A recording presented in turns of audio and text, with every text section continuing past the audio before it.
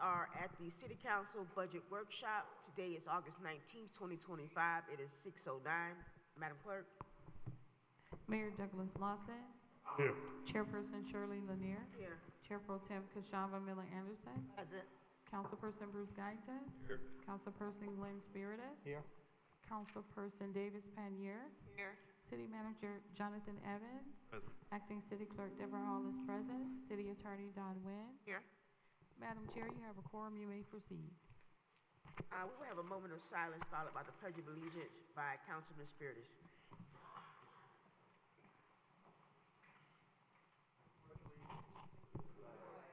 United States of America, and to the republic for which it stands, one nation, under God, indivisible, with liberty and justice for all.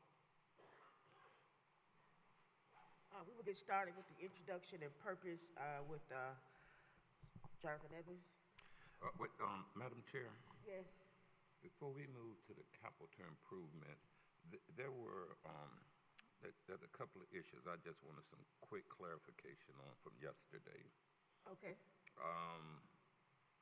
The first one is we talked about, or we spoke briefly about how the employees would be compensated when they work over their 40 hours, even salaried people. And the manager mentioned that they know that they can take off the next day or something to that effect.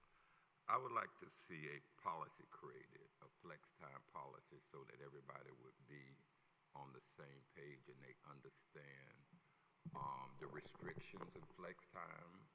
Possibly you can't wait for 2 or 3 months to take your flex time, or just I'll leave that to staff. But I do think that there need to be some guidelines so that everybody will understand how that works. Mr. Evans, do you have a problem with that? Madam Chair, if I Yes, may. go ahead. If it's the pleasure of the board, we can facilitate crafting said policy. Okay, because we're being exposed when we don't have some type of guidelines. I would hope that you can do that. I don't know if there's any opposition from my colleagues for creating a flex time policy. Go ahead. Madam Chair? Yes, go I ahead. don't mind bringing it, I don't know what it entails, so whatever, I don't mind taking a look at it. Okay. But, I don't think we have a flex time policy, but if it would keep No, we don't. everybody in. We do in the county, but Okay. I don't know. Yeah, I don't think we have one in the school district. Yeah, but, we have one. I have no problems with taking a look at it. Madam Chair, Yes, go ahead. I have no objection. Okay, very good. Mr. Evans? Madam Chair, members of the board, this evening is the capital Sorry, budget. hold on a second. I'm sorry. You said you had I something had else. to, yeah.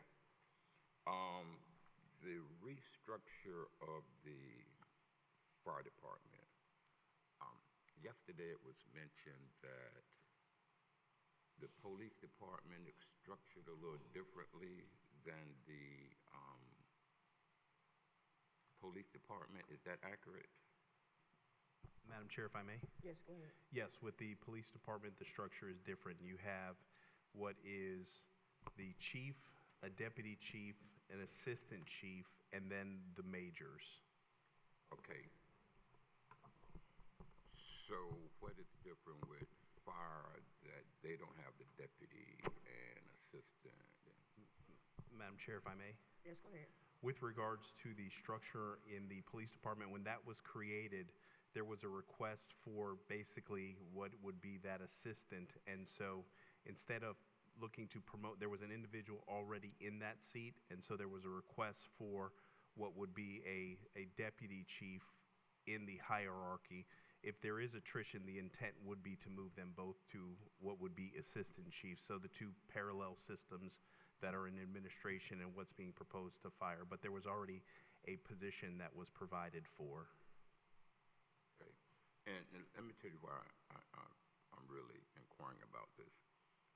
Let me be very direct. There was a public campaign against one of the fire chiefs, assistant chiefs, or administrative chiefs, and it was a campaign to prevent prevent him from moving up. It was public, it's not a secret, and it's my hope, because when these decisions are made, it represents the city and you represent us, that this is not an underhanded way to sabotage somebody's elevation. And I'm concerned about that. Because the campaign was public. It wasn't secret, it wasn't quiet. That group made a point that they was gonna hold this person back. I think even campaign to terminate him. So I'm not getting involved in the day-to-day operation, but as a policy maker, what you do, what the chief does, represents the entire city. And it's my hope that you all are not getting caught up in that underhanded campaign. And I spoke to you privately about this, so you know exactly who I'm talking about, don't you? Okay. Thank you, Mr. Chair. Madam Chair, I just want to follow up with that because I had a question about that too. I know it was mentioned that there is already a process in place and there is an investigation. By us changing it to the format of the two chiefs, how does that impact that whole process? Madam Chair, if I may? Yes, go ahead. The process would be, there would be peer level positions, so they would have to start what is a new process. Because both positions would have parity amongst one another. They would not be outranking one another. Okay, so that would end and the whole process would start over. All right. So, yeah. Well, no, not the investigation, actually the process of the two, because we were changing it to the two chiefs as opposed to what they have currently. And they said that that process was kind of it has halted because of the investigation. So I'm wondering if we're changing the format or, the leadership structure, how does that impact that process and that investigation? Not necessarily investigation process, but does it start, like he said, does it start over, or, is that, you can tell me, how does that work? Madam Chair, if I may, the investigation process, that is completely apart and separate. The recruitment process would have to start over. And certainly to the point is the decision before the board is really, does the board agree or does the board not agree with whether it's the structure of a deputy chief versus assistant chief. I would caution us about having conversations related to personnel matters, and the investigation is still ongoing. It hasn't been completed. But the discussion before you is, do you agree with the structure of two assistant chiefs or the more linear structure that's chief, deputy chief, assistant chief? All right. Mr. Guy? Yes, that was my next question. I guess my question is to the board now. With one emergency service with one structure and the other with a different, where's the consistency in the operations? And how would that impact the service level? Madam Chair, if I may? Yes, go ahead. With respect to the fire rescue department, is you have operations and administration. With the structure that the police department has, they have different structure where I believe that the deputy chief holds more day-to-day responsibilities of the operations, and there is some involvement with administration, but I would have to defer to the chief of police to speak in great specificity on the difference between what his assistant chief does versus his deputy chief. But his assistant chief functions more on the financial administrative side, where the deputy chief has more robust responsibilities. But again, that's a policy decision for the board with regards to which structure is the Okay. most optimal. Just one last question, Madam Chair. Yes, go ahead. Yesterday, the fire chief indicated that a decision had not been made, if I understood him correctly, about filling that deputy position because there was an ongoing investigation. Is that accurate, Chief?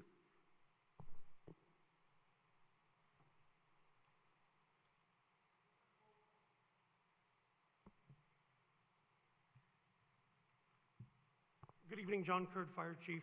I can't speak for the city manager, but for me, absolutely. There's allegations that have been made that are very serious, and they need to be looked into before we can move forward in our organization. And as it relates to the structure, so the structure now is the deputy in it, and you're indicating that a decision has not been made because of an ongoing investigation of serious allegations. Correct, for the deputy chief's position, which we've never had an assistant chief prior to Assistant Chief Golding coming in. It was just the fire chief and the deputy chief. That's the way it has been since Riviera early on. The addition of an assistant chief was brought in. Our deputy chief has now retired and moved on. That position has been vacant for over a year. This is actually coming back up from last year. My request last year, before we even started down this process, was to reorganize my structure based on, and for me, it comes through emergency management. I look for more of a span of control, unity of command. I don't need to just report to one person. I need 4 or 5 people. So I look at the matrix of how my staff is put together more in that ICS&M system versus more of a linear or traditional system. But as far as interoperability with the police, we all operate at any one of my administrative staff reaches out to his administrative staff regularly. There is no one's got more authority. They're 2 completely separate operations, but we work very well together. Irrespective of what our titles are, we work to get the job done. Okay. Madam Chair, those are all of the questions I have. But in closing comments, as a policymaker, it is important to me that we have some consistency or justification in any varying or structure as it relates, especially to emergency services. Those are my comments, Madam Chair. All right. Thank you. I have something here from the mayor. Is this something that you want to present to us tonight, Mayor, or are you going to look at it tonight, or how are you going to, what are we doing with this information that you provided to us? Thank you, Madam Chair. 2 questions, actually. I did have a question about the same line of questioning for the chief position. I do believe that we should at least look at possibly 2 deputy chiefs, or a deputy chief and an assistant chief, because based upon this report and what I've heard from having conversations with employees, continuity and succession planning was very important. Giving opportunities for growth within the department and to move up. I don't see why we'd be eliminating a higher paying position when that gives us the opportunity where the last 3 deputy chiefs of our city have moved on to either fire chiefs or a county administrator. So it gives them flexibility to be able to elevate, and I want to keep and create that succession planning just to provide an opportunity to elevate through the organization. So that was the first thing where I wanted to opine on that, if the board would even consider that. The second thing was Mr. Evans. I talked to you about the position with Mr. Ben Sheehan. It was one of the conversations we had in the listening tour, and his position is outlined in the IT department, correct? Madam Chair, if I may? Yes, go ahead. Yes, the individual that is referenced is in the IT department, yes, but supports the police department. Thank you. And so his job and position is outlined there. So I just want to make sure, because that was a conversation we had.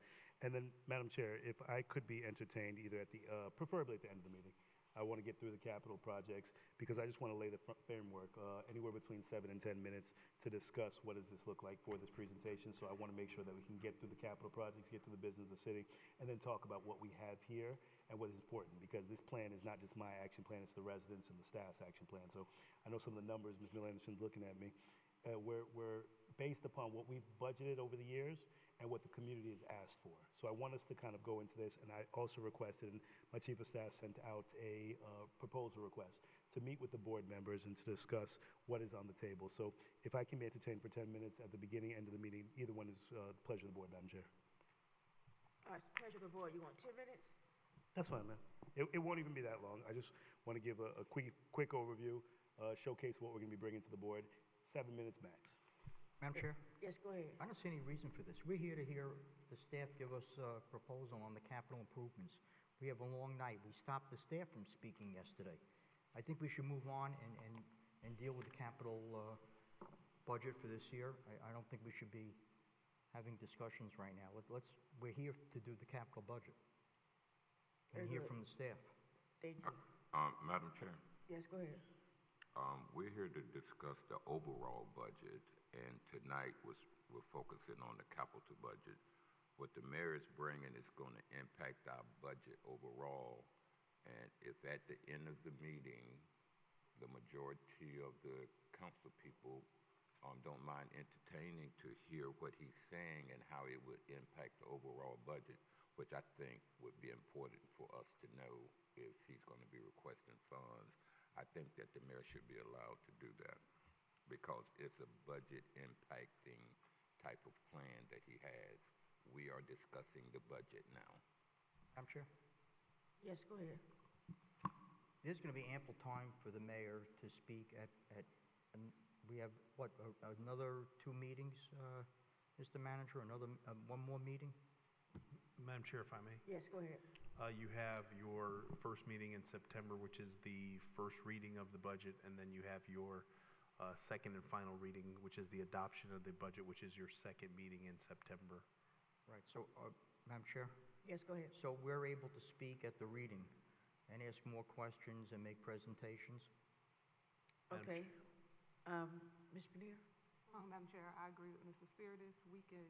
I would like to review it. First of all, I just got it today.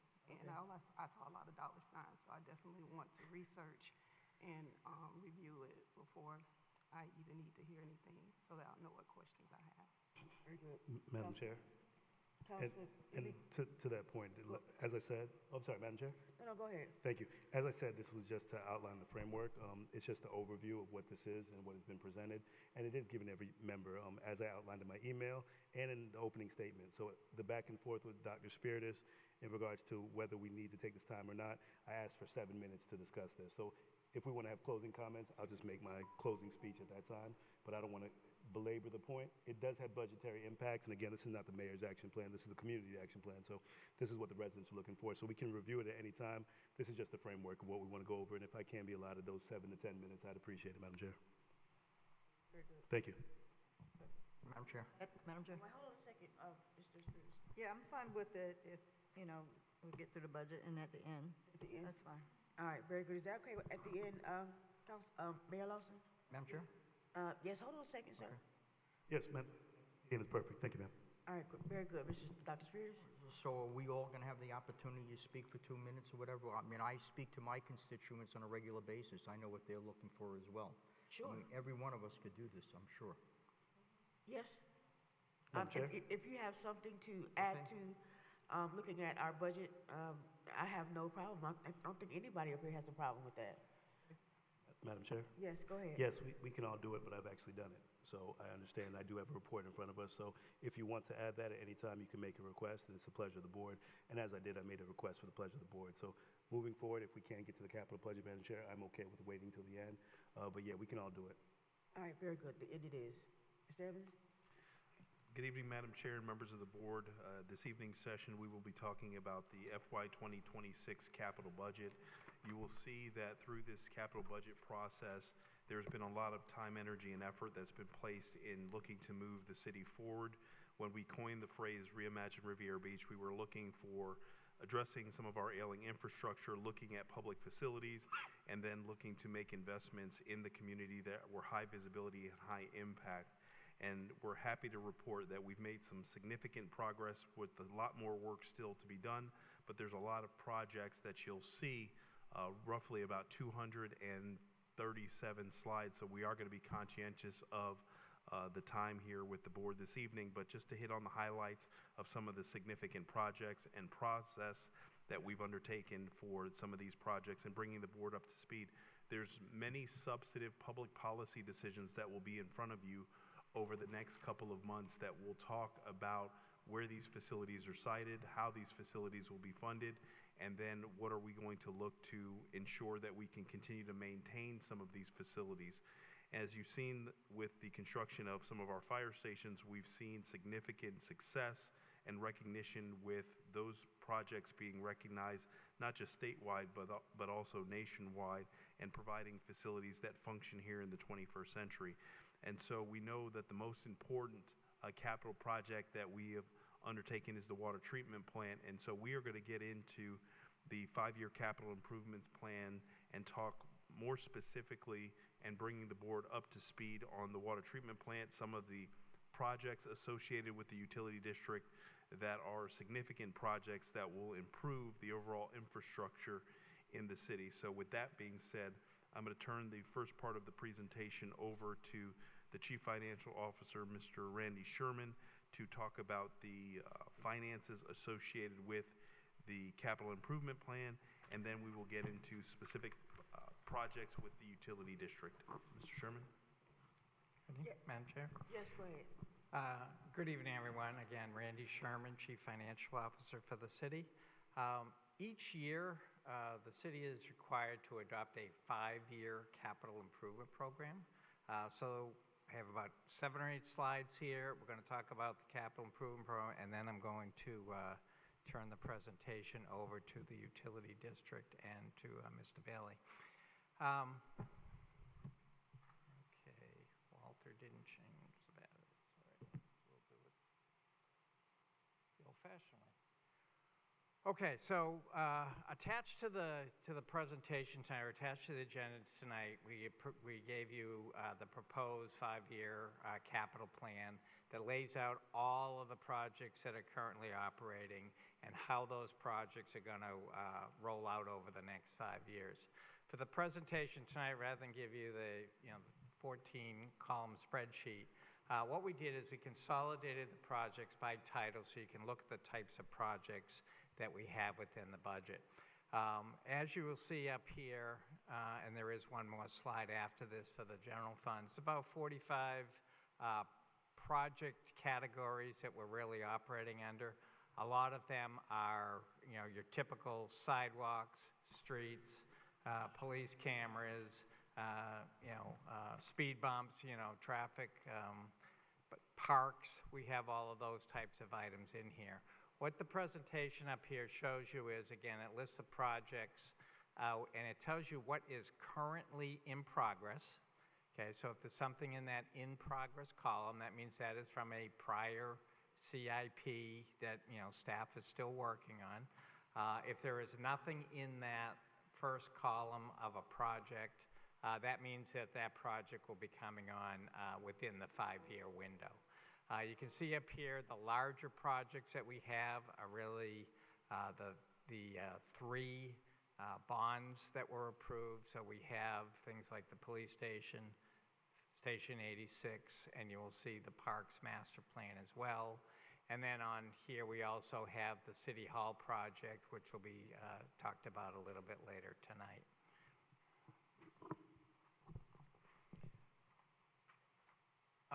This is the balance of the projects that we have currently in the city's 5-year plan. Again, you'll see the police station is actually on this sheet. But again, these are the typical projects that you would see every day. Now, when we adopt the 5-year plan, again, we're adopting 5 years.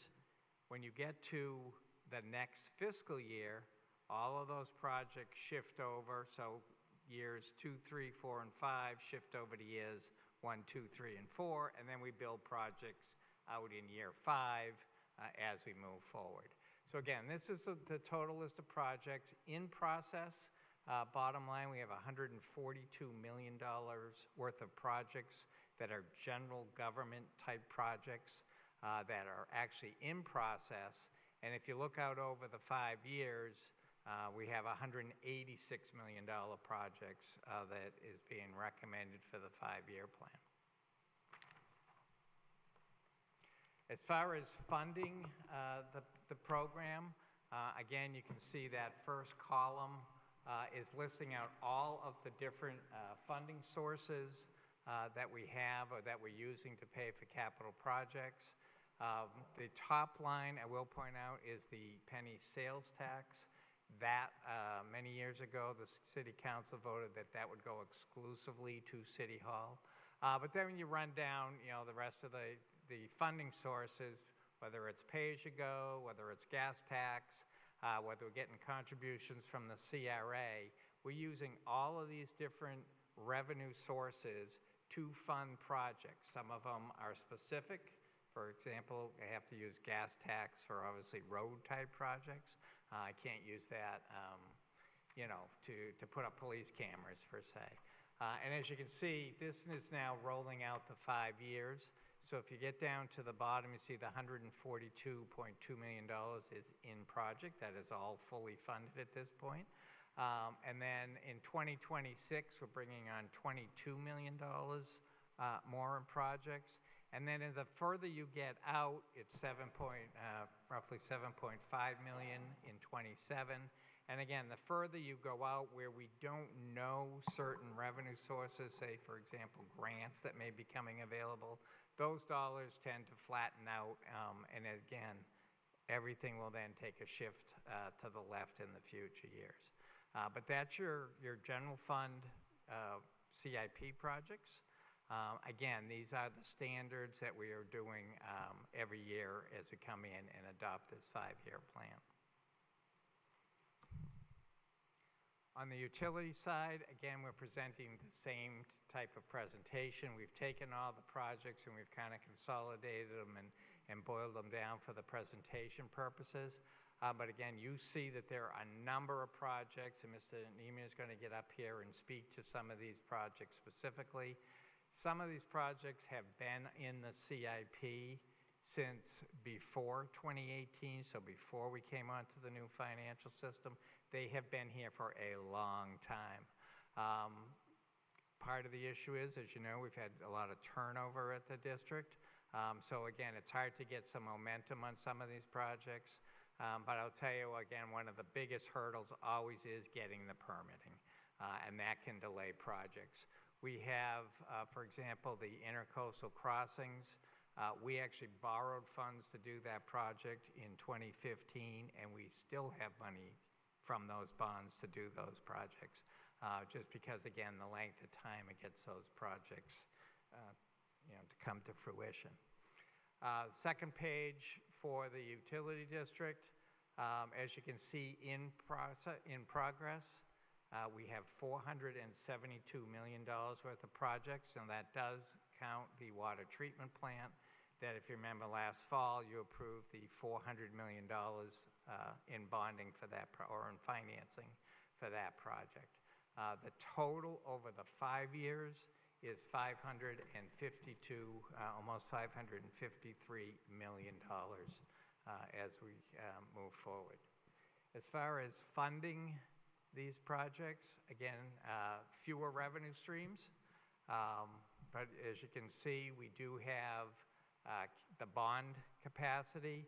We've got that out at $457 million over the 5-year period. We do have some grants that we are closing out at this point.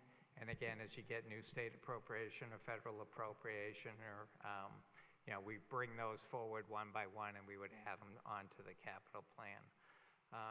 We also have every year, as part of the operating budget process and as part of our bond documents, the utility district is required to provide funding into its renewal and replacement account to make sure, again, that the plant and the system are maintained. That is that renewal and placement line, and again, that is, trying to read that, $71 million over that 5-year period. The other capital projects that it will be included in your 5-year plan will be the marina project. We do have phase 4 of the marina. We are, again, I mentioned permitting. We're having issues getting the phase 4 permitted due to the mitigation requirement for the seagrass that would be disturbed.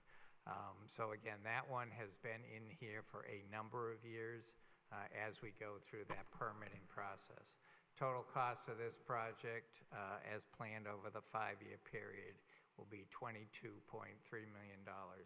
And again, if it gets delayed, obviously that number will be changing. But that's the 5-year CIP plan. Again, it's very simple this year. We didn't take on any big new projects. We, in essence, just took the 5 years that we had, we rolled that forward, and then we added on the standard basic streets, sidewalks types issues out into that 5th year.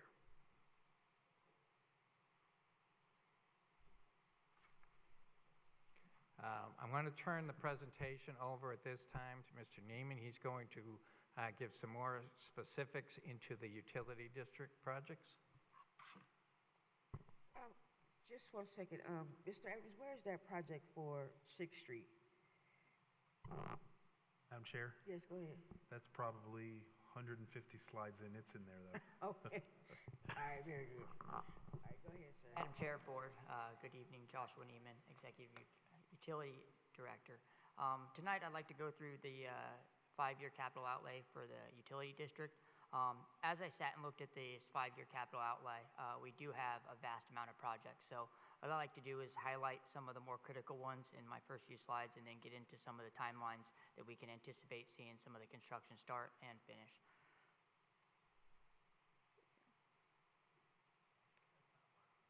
All right, can I just hit enter? Beautiful.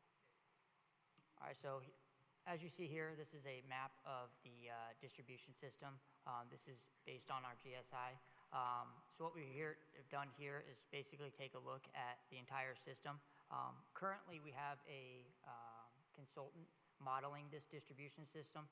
What that'll help us do is identify some of the water age, water quality, and then devise ways of making that better, whether it is to reduce age, make pipes smaller or even larger, depending on what they see in the model. So getting into our capital outlay, we have our water distribution, which includes the intercoastal water main crossing, as well as the intercoastal force main crossing. Hold on a second. Yes, ma'am. I'm lost in the slides. I have the first slide, which is it has the utility special district 5-year capital improvement plan, and it has these. Are you on page 7? Yeah, mine's is all mixed up. All right, I have this part here. Oh, I see it. Yeah. All right, gotcha. Yeah. All right, go ahead. Madam Chair, may I? I got it now. Thank you.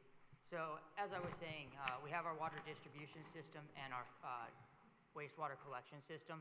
Those include the intercoastal water main crossing as well as the force main crossing. That project is going to total about $14.5 million. Here in the next slide, I'll get into some actual details about the project. We also have our wastewater collection system, which includes the C-17 and M canal crossing for a total of $4.6 million. And then we have our wastewater and water renewal and replacement projects. That count is what will help fund some of the projects that are going to be done as part of the mill and resurfacing projects. So when we're in these neighborhoods and we're replacing these roads, we'll actually go in there, replace some of these lines, line some of the gravity lines, and make sure that we're doing it all at one time so we don't have to go back and cut roads that we've brand new paved recently. This wastewater renewal replace, what is that? Renewal and replace, that is an account that Mr. Sherman was saying that we use to basically keep our system maintained. So in the distribution system, for example, that would be used to replace a large water line or to line some of our gravity sewer and force mains in our collection system. Okay. As far as lift stations, we have lift station 5 and 47 emergency generator, as well as lift station 47 rehabilitation. This lift station is the one located on Haverhill, closest to the ECR wastewater treatment plant, and is one of our more critical wastewater lift stations. Madam Chair? Yes, go ahead. Mr. Neiman, when you're presenting, certainly your knowledge is at a level where most of our knowledge isn't. So convey it in a manner that people who are watching, you're saying ERCs and navigation lines and Yes, sir. Madam Chair? say it in a manner where someone that doesn't have your background can understand exactly what you're saying. Understood. Thank you. Madam Chair, may I? Yes, go ahead. So East County Regional is the facility that all of our wastewater is sent to. We are one of 5 municipalities that send our water to that facility to be treated. And in our collection system, we use lift stations to be able to convey that waste from one point of the city to the next. And so in the conveyance system, lift station 47, which is located off of Haverhill, is one of our more critical lift stations in the system. It is also one of our oldest and one that really needs to be rehabilitated and provide dollars, which we see here. We have a total of about $16 million for the actual rehabilitation of the lift station, and then a total of about $6.2 million for the actual emergency generators that will power that under emergency circumstances such as a hurricane. We also have our raw water wells. So the raw water wells are what feed the raw water to our water treatment plant. That is the current water treatment plant and the water treatment plant in the future. So I will get into some slides here in a shortly, but that project is just under $3 million. So speaking to the intercoastal water main and wastewater force main crossing, that's going to total about $14.5 million. That was what gets some of the water to Singer Island and the waste stream from Singer Island to the main line. Like I said before, we use those lines to convey from one lift station to the next until we pump it out to the East County Regional Facility off of the turnpike. This project is currently under design. Our design currently has the water and wastewater services connecting at Phil Foster Park, which will allow us to provide water and sewer to that park with this new line. This line we are looking to augment the size of this line to make sure that it's large enough to provide at least enough water and enough sewage flow from one side of the island to the other. And then we also will be designing a new seawall in Lakeview Park when we get done replacing this current line. Let me ask you about Bill Foster Park. Yes, ma'am. That's a county park, It is. and we're paying for it? Are we paying for the line? Yeah. Yes, ma'am. So what we found is it was actually the easiest route when doing No, our direct. I'm saying, why are we paying for it if it's a county property? So I'm not following. Why are we paying for it? Madam Chair, if I may? Yes, go ahead. It's our infrastructure, so they're accommodating our infrastructure because it's a cheaper run to be able to take that particular route. So it's our infrastructure, it's our line, and they're accommodating to provide us with the landing space. So the existing line they paid for, we're paying for the augmentation, or is that existing line, we paid for that too? Madam Chair, if I may? Go ahead. It's a different route. I see. Yeah. Okay, Madam Chair, if I may. go ahead. So the existing lines were actually floated in place. So they actually sit directly on the bottom of the seabed. And so they are super prone to an anchor catching them, specifically that force main. And so with the new technology that's coming into play over the past 20 years, we're actually going to be using directional bores, which will actually put the line below the surface of below the actual bottom layer of the silt that's sitting on the bottom in the intercoastal. So it'll actually be protected, but this is the cheapest and most efficient route to get it from the mainland to Singer Island that we found. Okay. We anticipate construction and completion of this project to be completed by December of 2027. Speaking of the aerial mains and the C-17 crossing, this project was just issued a notice to proceed. Design is complete, and we will have our contractor mobilizing within the next 10 days. September is when they're supposed to be mobilizing. This is a grant-funded project. I know at our last board meeting, I brought to you additional grant resources that were approved to the USD that we had applied for. We anticipate construction to be completed by August of 2026. This project, Madam Chair? Yes. Not me. Judge, so exactly what is this project seeking to accomplish? The C-17 and Yes. crossing. So currently we have above-ground crossings for our force mains. And so the idea again is to put that in the ground and protect it from the conditions that we see from Florida, as well as replace old infrastructure. So we will be removing an above-ground crossing and putting it as a subaqueous directional bore. And force mains do what? Force mains are what are actually under pressure from those lift stations that basically pump waste uphill to our next lift station. Okay, thank you, Madam Chair. Madam Chair, may I? Yes, please. As I stated, this project is anticipated to be completed in August of 2026. Lift Station 47 is going to cost about $16.2 million. As I stated before, this is one of our major lift stations that provides wastewater pumping to East County Regional Wastewater Facility, which is located out off of the Turnpike. Major design work was completed in 2023. Since then, there has been no movement on this project.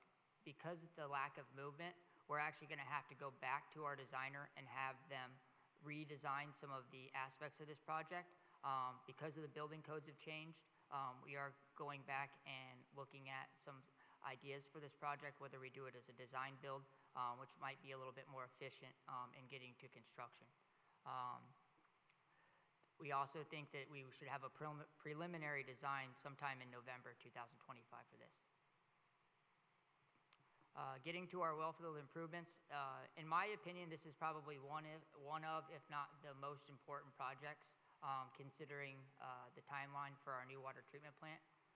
As you know, the city currently owns 28 surficial wells, with two just being drilled. With this well field analysis, we've been able to start looking at some of the things that need to be done with our wells.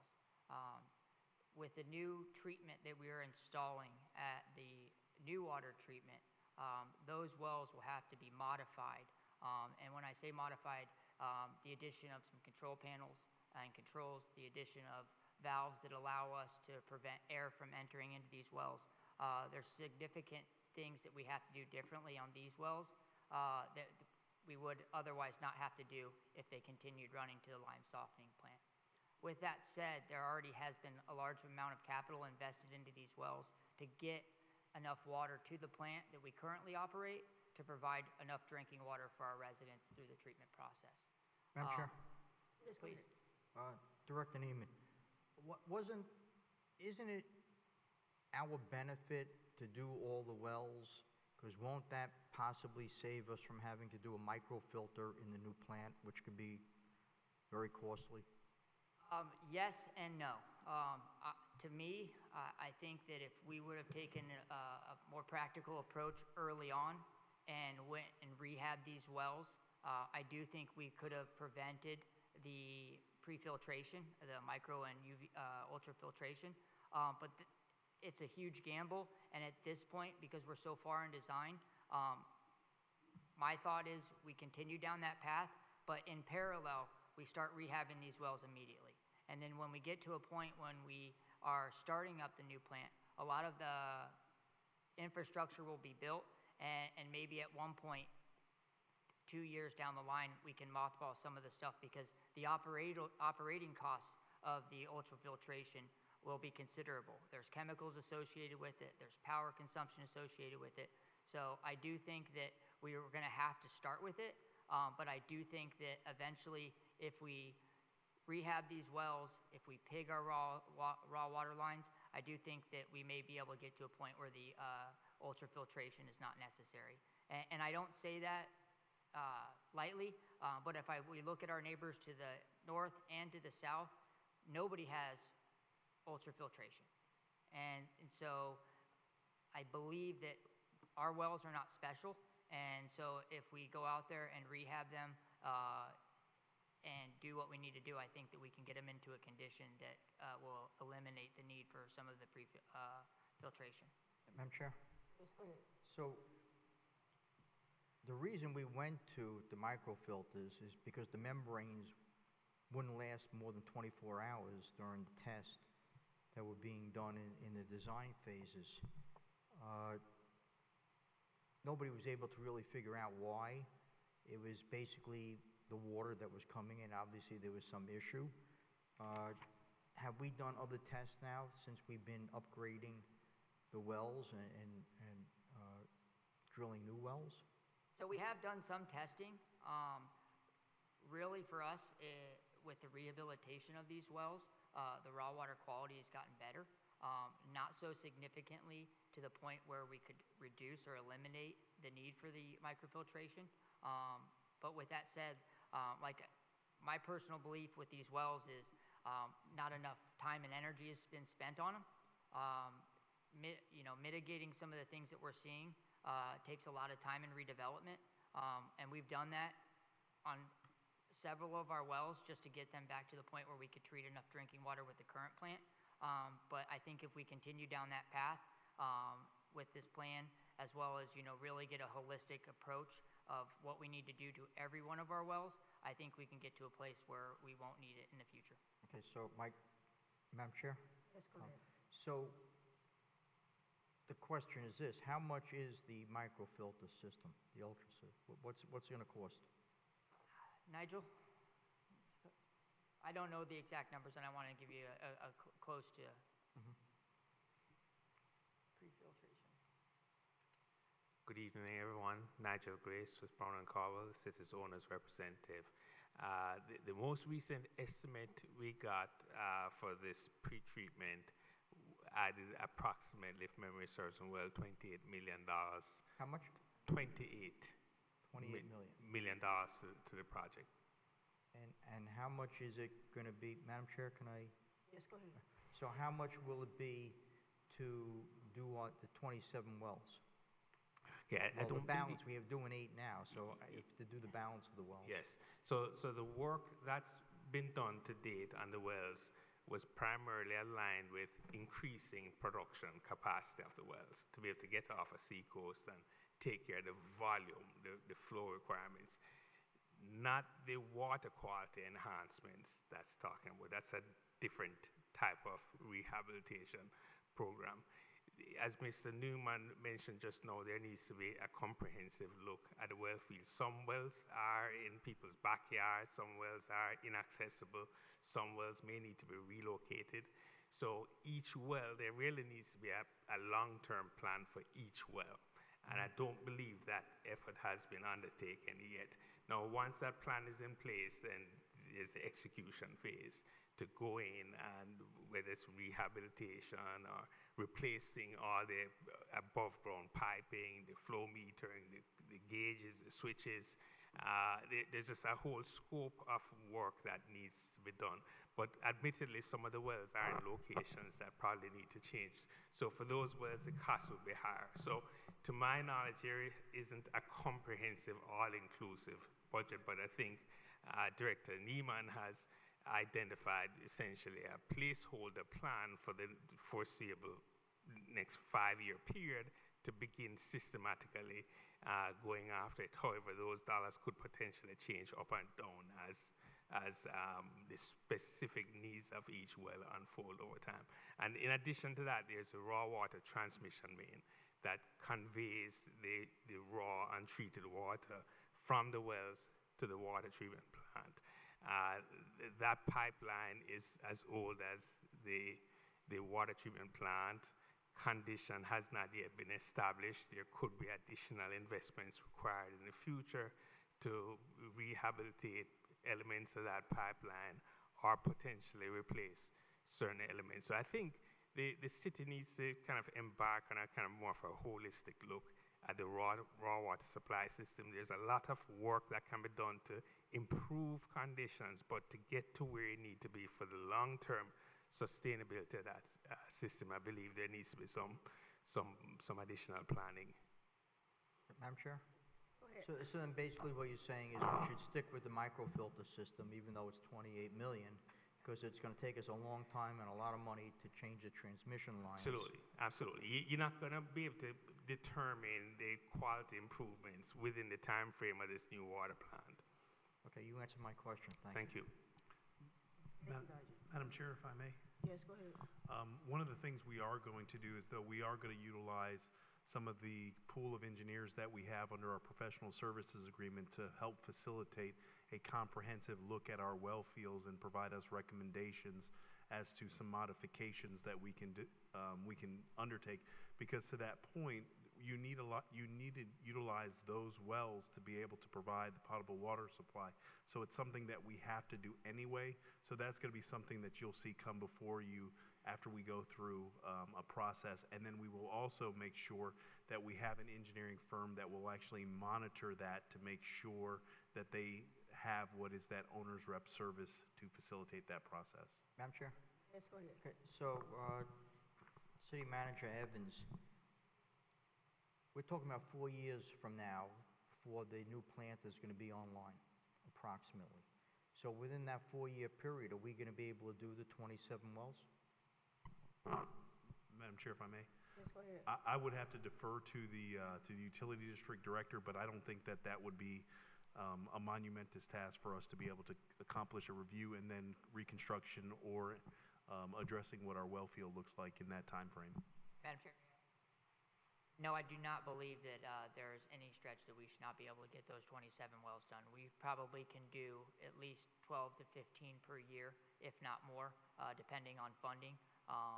Really, to me, I think the most important thing is going to be those transmission lines and whether we can go in there and pig them or have to replace them.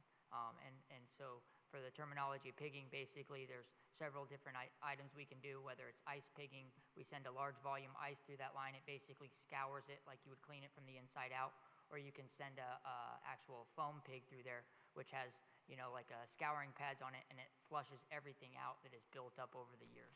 Depending on the condition of those pipes, we'll be able to use some of those practices to start making the water quality where we're seeing at the plant a little better. Madam Chair? Yes, go ahead. So then based on what you're saying now, with us being able to get all these 27, the well field, done within that 4-year period, I suggest that you put the microfilter in as a deduct. Okay. And just in case that we were able to solve the issue beforehand, we could save ourselves 28 million. Understood. Thank you. Thank you. Madam Chair, Mayor? Yes, go ahead. As the city manager was saying, in late 2025, I'll be directing staff to use our professional services contract to begin creating a well field, what I would like to call a master plan for well rehabilitation and controls. That well field plan will provide a comprehensive overview for the city operated wells, which will include location, condition, easements, right-of-ways for a lot of these wells. One thing that I've noticed with some of our wells, we have lack of easements, lack of right-of-ways, which makes it very difficult for us to maintain these wells and gain access to them when we need them. Current well field work that's been happening, we do have a contractor working on several different wells. For that, it was really the idea to get enough quantity to the plant so we could close some of our interconnects and treat enough water at the plant to sustain ourselves. That includes well 921. Well 871 was just recently acidified and chlorination is underway. Well 961 is having additional gravel pack and chlorinated. Well 802 and 805 rehabilitation work has been completed and those are back in service. And then our contractor is also calibrated all of our flow meters for any wells that are in service. And this is an important note because this is an important factor for when we renew our withdrawal permit with South Florida Water Management. Having these numbers and being able to show that we have a water loss which is less than 10% is significantly important to get our new water permit, which I think is 2031. Here's a list of a more comprehensive overview of all of the capital improvement projects. Really, I wanted to go over the ones that I felt were the most critical for the special utility district currently, but this is quite an extensive list. As Mr. Sherman had said, a lot of these have had little to no movement, so my hope is that over the next 4 to 6 months, we can really start gaining some traction to get these moving in the right direction. And with that, I'd like to give you an idea of what you can, with City Council, when we will bring those actions in front of you. Intercoastal water main and the force main solicitation, I'm hoping will happen sometime in May of 2026. Lift Station 47, that contract, whether it's a design bid build or will be April of 2026. The wellfield rehabilitation and controls contract will be January of 2026, if not sooner. And then our guaranteed maximum GMP number 5 for our water treatment plant is expected to be sometime in December or early January. And that is the final GMP that will actually be the one that will build the brand new water treatment plant. Madam Chair? Yes, go ahead. The GMP price, Mr. Neiman, Director Neiman, the GMP, weren't we promised that GMP price in September previously?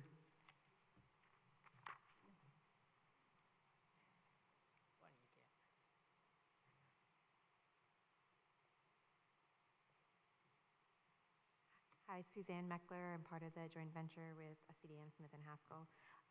We are out to bid right now, and we will be providing the sum of all the GMP to the city in September, but we anticipate a lot of back and forth, and that's why there's a schedule there of December, January, but we're hoping to potentially come as early as November. But this package will be given to the city in September, and then there'll be a lot of a review process to go through. What entails that review process when we get that GMP price? Well, we will be going through the overall schedule, the commissioning of the plant, how that's going to happen. We'll be working through all of the bids from the various subcontractors and vendors, confirming that the city is good with our selection of the bids, making sure there's no gaps or holes. Working with the owner's rep and the city to price things that might have been uncertain and or are changing, figuring out their deductive items, working on anything related to the BABA impacts. So we are having the pricing coming in for any deducts or adds.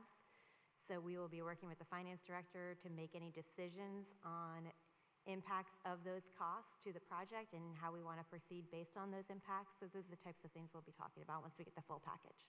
From your understanding, was there any delay from the GMP price for September to now being advertised in December, January? I would have to go back and look at the schedule, but I know we were about a month delayed in getting it on the street. And I think we have given extra time to the vendors and the subcontractors to increase our participation. We have received feedback that they wanted more time, and typically that allows us to get a more competitive landscape. So we have also given them a little bit more time to provide us the bids. And I just believe, with the pleasure of this board, being updated on the changes to the schedule, because we were very clear with having a clear, defined timeline. So now to just see this put in writing and print that the GMP is now going to be presented in January versus what was previous, and I think it was even before September, but I just want to make sure that we're updated as a board on a consistent basis. Those monthly updates that we receive at the UD meeting, we should have known about this before budget discussion. Thank you. Thank you. Thank you, Madam Chair. Madam Chair. Yes, go ahead. Mr. Neiman, you mentioned the transmission lines and the need for repairs and replacement. Have we done an assessment of what the cost would be to replace? Madam Chair, may I? Yes, go ahead. So as far as I know, no. That will be part of that comprehensive well study that we do. It'll include those transmission lines in all 3 of our well fields. Madam Chair, Now, about, I don't know, Ms. Miller Anderson, when did we do? We did a major infrastructure project, and each district had underground pipes that were replaced. You remember that project? Yeah. All around the city. And I don't know if any of the transmission lines were included in that project. Do you know if any of those lines were? I do not know, but based on the condition of the wells, I would highly suspect they were not. And the reason I say that, because we had so many wells out of service, and the need to have the Seacoast and West Palm Beach interconnects open would tell me that there was no way that we took those raw water mains out of service to replace them. We just wouldn't have had the resources in the wells to do it. Okay, thank you, Madam Chair.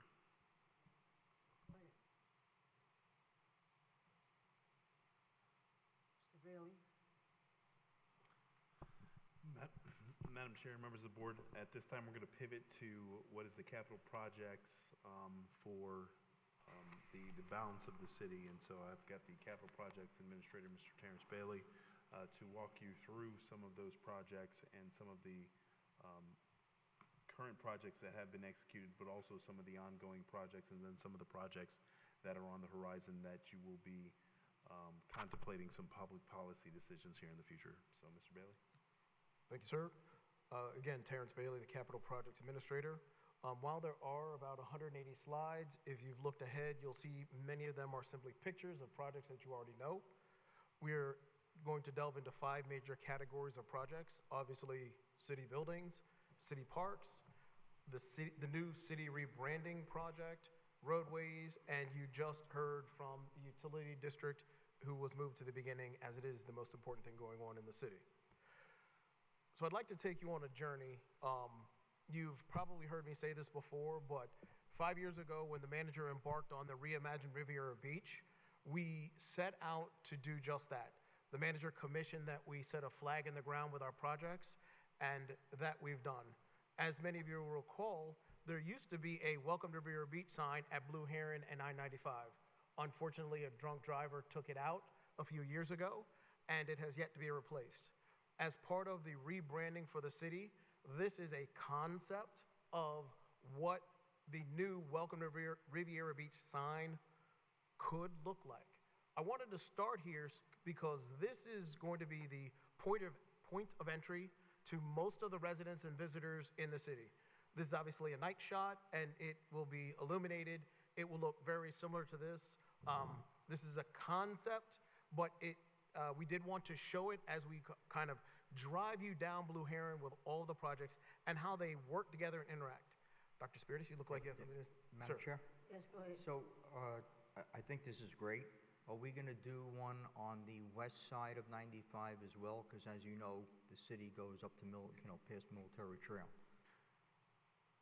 We hadn't discussed it. I can look into it, but I don't believe the median on the west side of I-95 is wide enough to support something of this size. Well, there could be So we'd have to look smaller, at the but we clear should zone do and, But I think we should do something that reminds people that they're still in Riviera Beach at that point, and that they're... yes, sir. Noted. Thank you. So, Wait, Madam Chair. Something that I've mentioned before, and I said it jokingly, but I'm very serious. As we look at our logo, nobody would be able to identify what that is. Logos have traditionally been able to represent a message. I still haven't been able to wrap my head around who thought this was a good idea.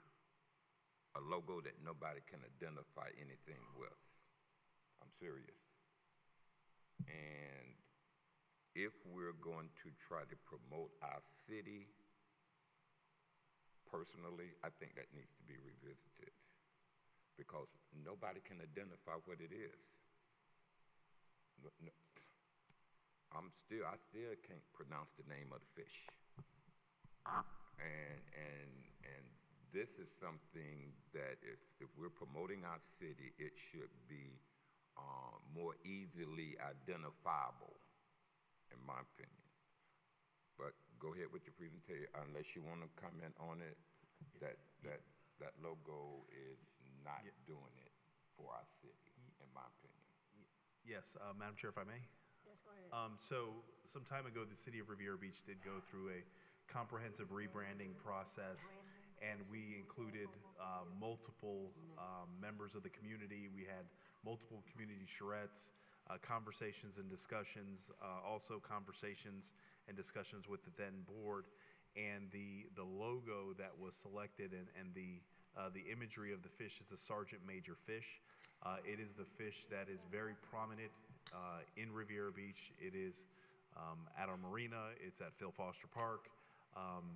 It is also, when they looked at the characteristics of the fish is a community fish. It's a fish that stays in its community, and it has deep ties and deep connections to the area. Understood. Not to interrupt you, Madam Chair, because I want to move the meeting on. But my point is that I, and maybe others, looking at that, won't even be able to tell it's a fish. I mean, you have to stare at it to try to determine the image of it. The image of it. So I'm just concerned that that logo is not going to do us much justice. That's all I'm saying. It's up to my colleagues, but I speak my truth and I keep it real. That is not anything that is going to identify us with anything. And Madam Chair, if I may, to the councilperson's point, that's something that from a communications and marketing standpoint, we can put out more information and really communicate, in fact, what the image, what the brand is, and that may be a easier way to, in fact, identify, but certainly point taken and noted. Okay, Madam Chair, I don't want to hold the meeting up. All right, we'll then again move you on. Yeah, that's you. Go ahead. Yes, thank you.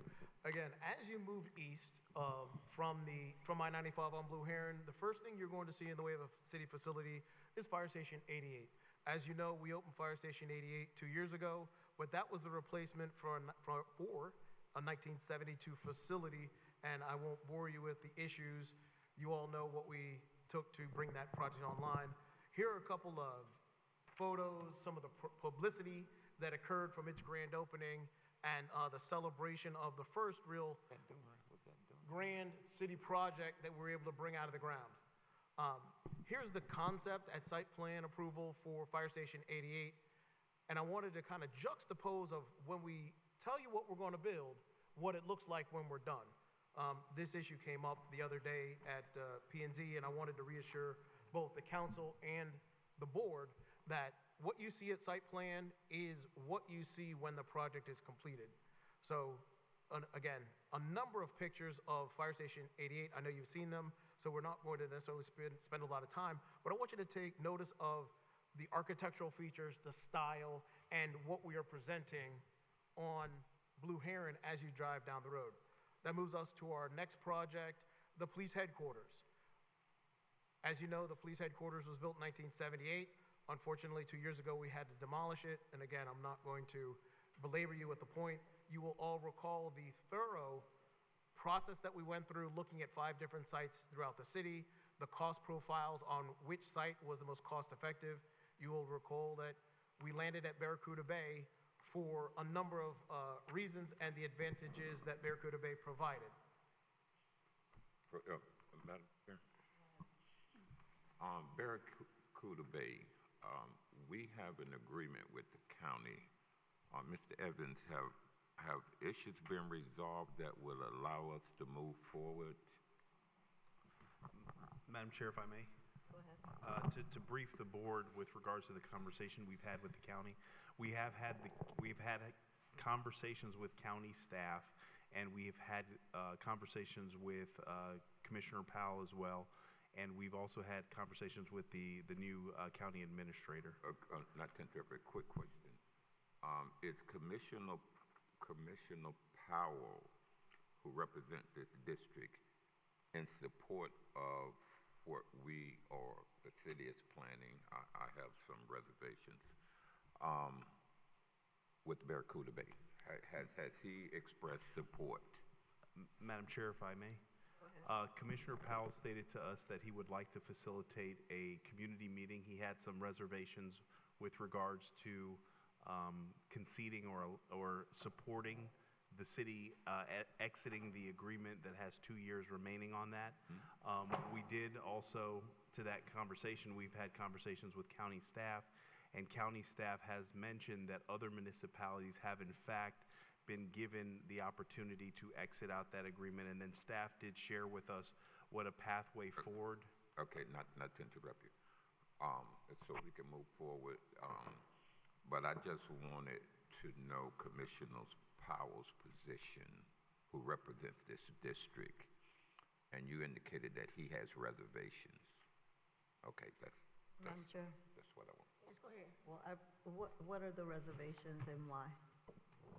Madam Chair, if I may. Yes, go ahead. Commissioner Powell's comments were suited around the aquatic center not being available, not having a bona fide pool that is a Riviera Beach pool.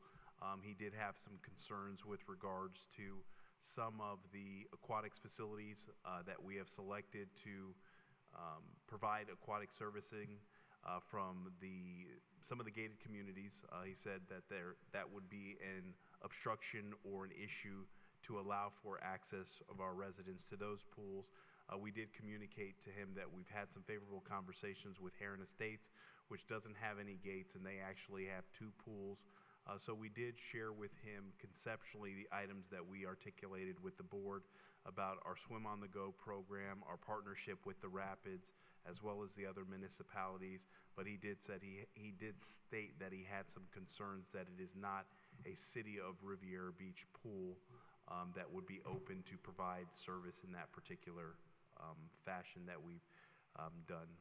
Is this information that he just mentioned, or did he talk about this when we started talking about this some time ago, when he was a senator? Madam Chair, if I may.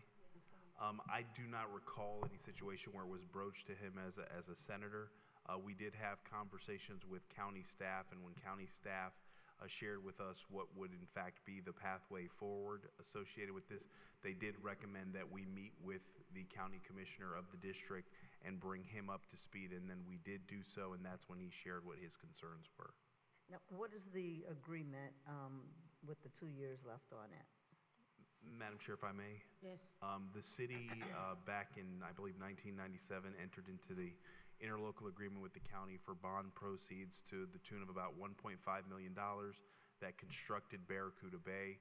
And so there's 2 years remaining on the agreement for Barracuda Bay to operate or to provide swim services, life safety services, and the like. And so we asked the question, well, if there is 2 years remaining, is it a prorated share that could be bought out of the contract? And they communicated that when other municipalities, they said specifically Lake Park, had an agreement with the county that the county or Lake Park paid the full freight of what the bond proceeds were. And so what county staff has communicated to us, what would be, if there's a pathway forward, it would be a situation where they will hold our contract in an abeyance for a period of 4 years to construct a pool. And then when we do construct a pool, the remaining 2 years would be added on to that or a contract will be restarted to help facilitate what would be the remaining balance of the term. But county staff did have a conversation with Ms. Nguyen, and I think Ms. Nguyen also reviewed what would be the draft language, and so did the staff, shared with us how they've worked with other municipalities to address the very same thing. Okay, thank you. Madam Chair? I'm sorry, you can go first. I just wanted to know if there was a value on how much it would cost for us to exit out. I know you just said a lot, but. So, Madam Chair, if I may. Yes. The county staff did put that we would have to pay the full amount of $1.5 million. That is from the county staff perspective, but I think I think there should be some consideration that's provided for as a prorated share that we have honored 27 years of that contract, and if it is anything, it would be a prorated share.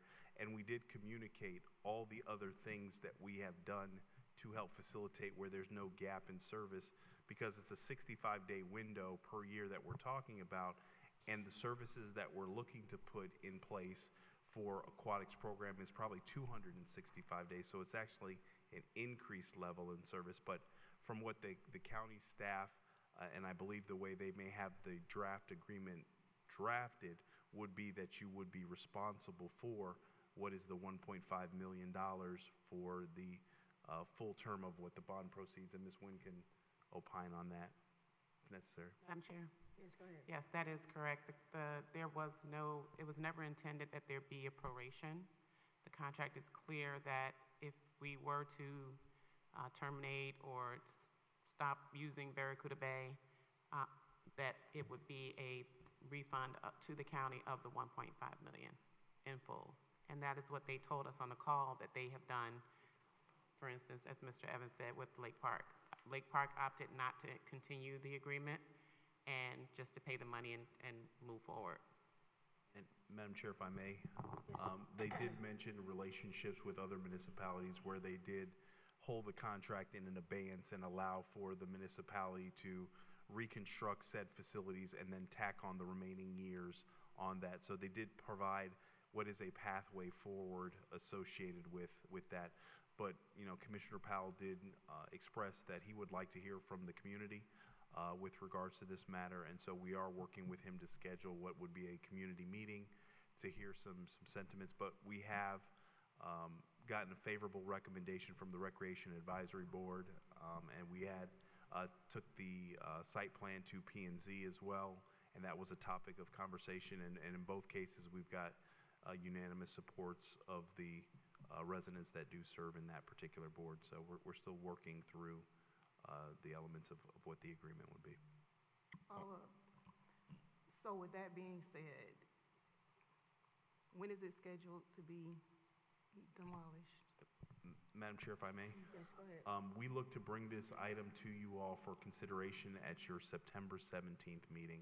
So that's when this item would be coming back before this board for consideration. So okay. So my question is, so how soon will this meeting be? And is this meeting just for the sake of meeting, and are we willing to pay the $1.5 million to exit out of it? That's pretty much. Yes.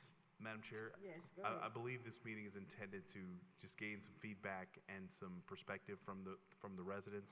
The commissioner stated he would feel more comfortable of having conversations, and certainly we are providing him some additional information. He said he wanted more information from staff. What are some of the plans? And so we are compiling, you know, all the information that we've had over the years that have got us up to this particular point.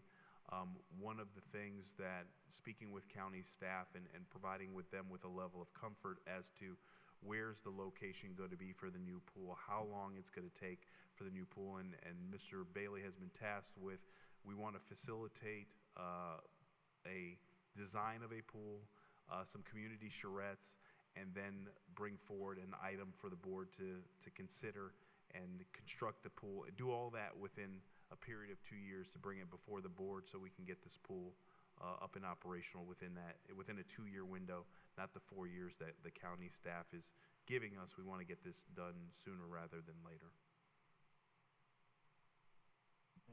Ms. Peters? Okay.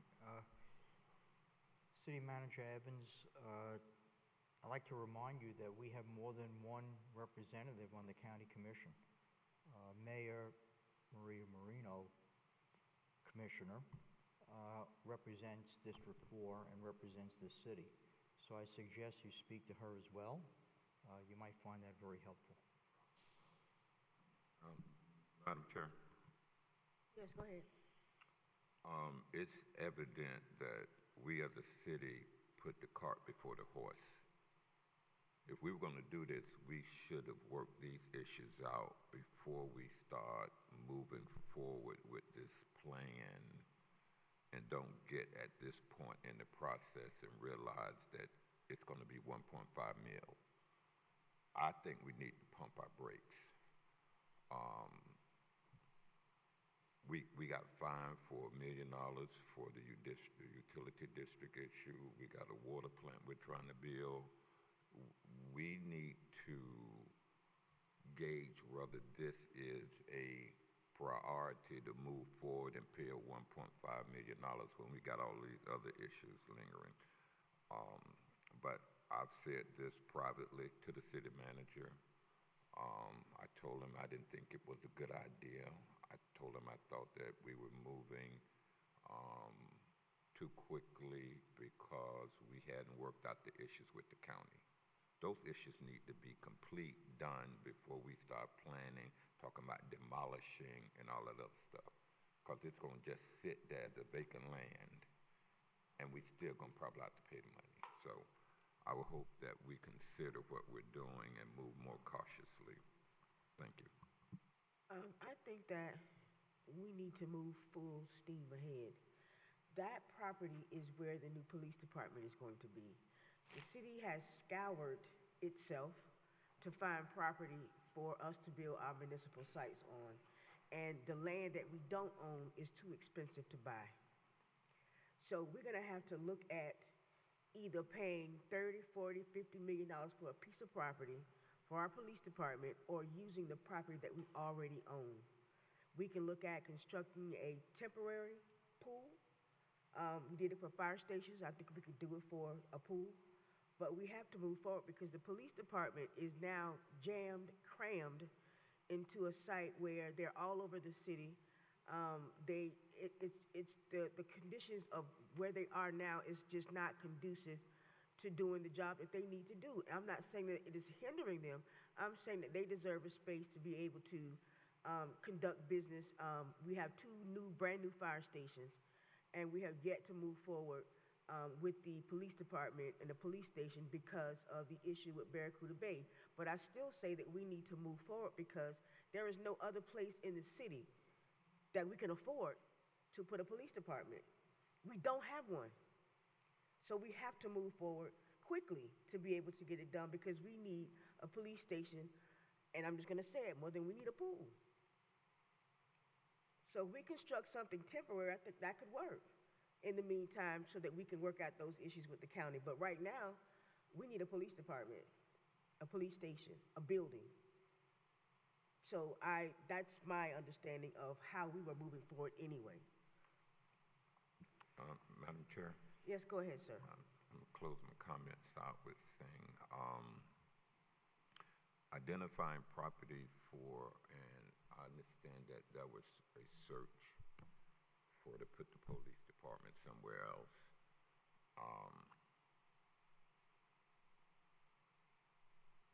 If we were to move forward, do what you're saying, I wonder how much it would cost us in the long run. The police department is very important. I'm not sure if it costs $30 million for another property. I wasn't part of the research, and I'd be interested to see what properties were reviewed and considered. As a matter of fact, Mr. City Manager, do you have that information? And how much the cost was? Was that the only location? What you have on the screen are the 5 locations considered in the original analysis. Yes. So you don't have to give it to me now, but I would be interested in seeing that. I don't want to waste anybody's time. Yeah. And there's the analysis, and the second line, the land costs were evaluated in the total project evaluation. Those are 2021 dollars. You could almost double those land costs now with the way land, especially along the intercoastal, is going.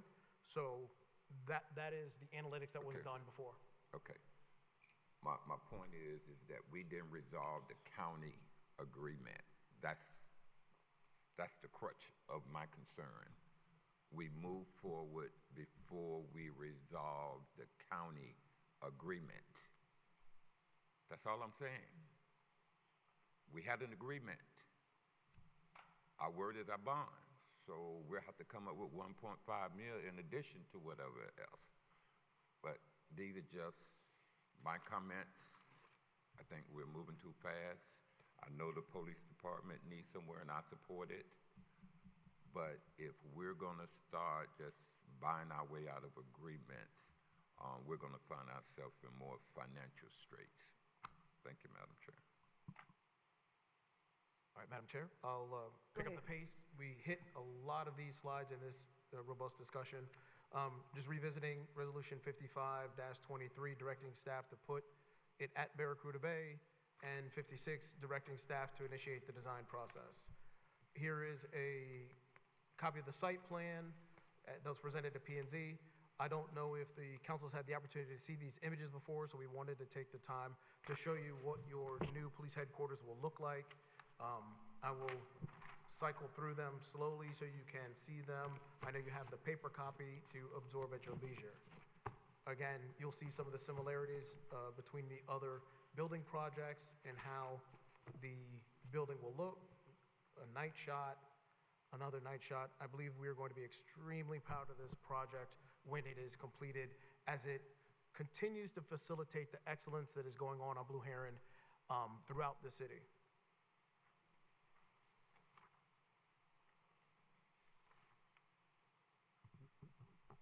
And this will be what is in essence the view looking south and west at the corner of Avenue S and Blue Heron. You'll be able to see the majority of the building that sits on Blue Heron that faces north, as well as the building that faces Avenue S. So this is sort of the shot that the majority of the travelers during the day will see at that intersection. Wanted to give opportunity for the community who may not have seen it before. And again, you will see this on September 17th when the site plan and other items come before the council for consideration.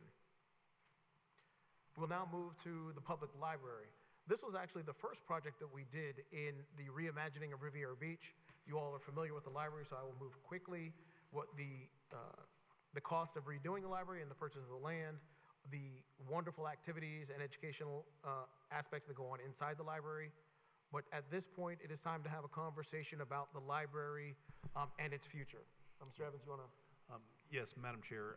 One of the things that when we talked about and had discussions some time ago about the library, it was always intended to possibly facilitate the construction of a new municipal library and do that in concert with City Hall.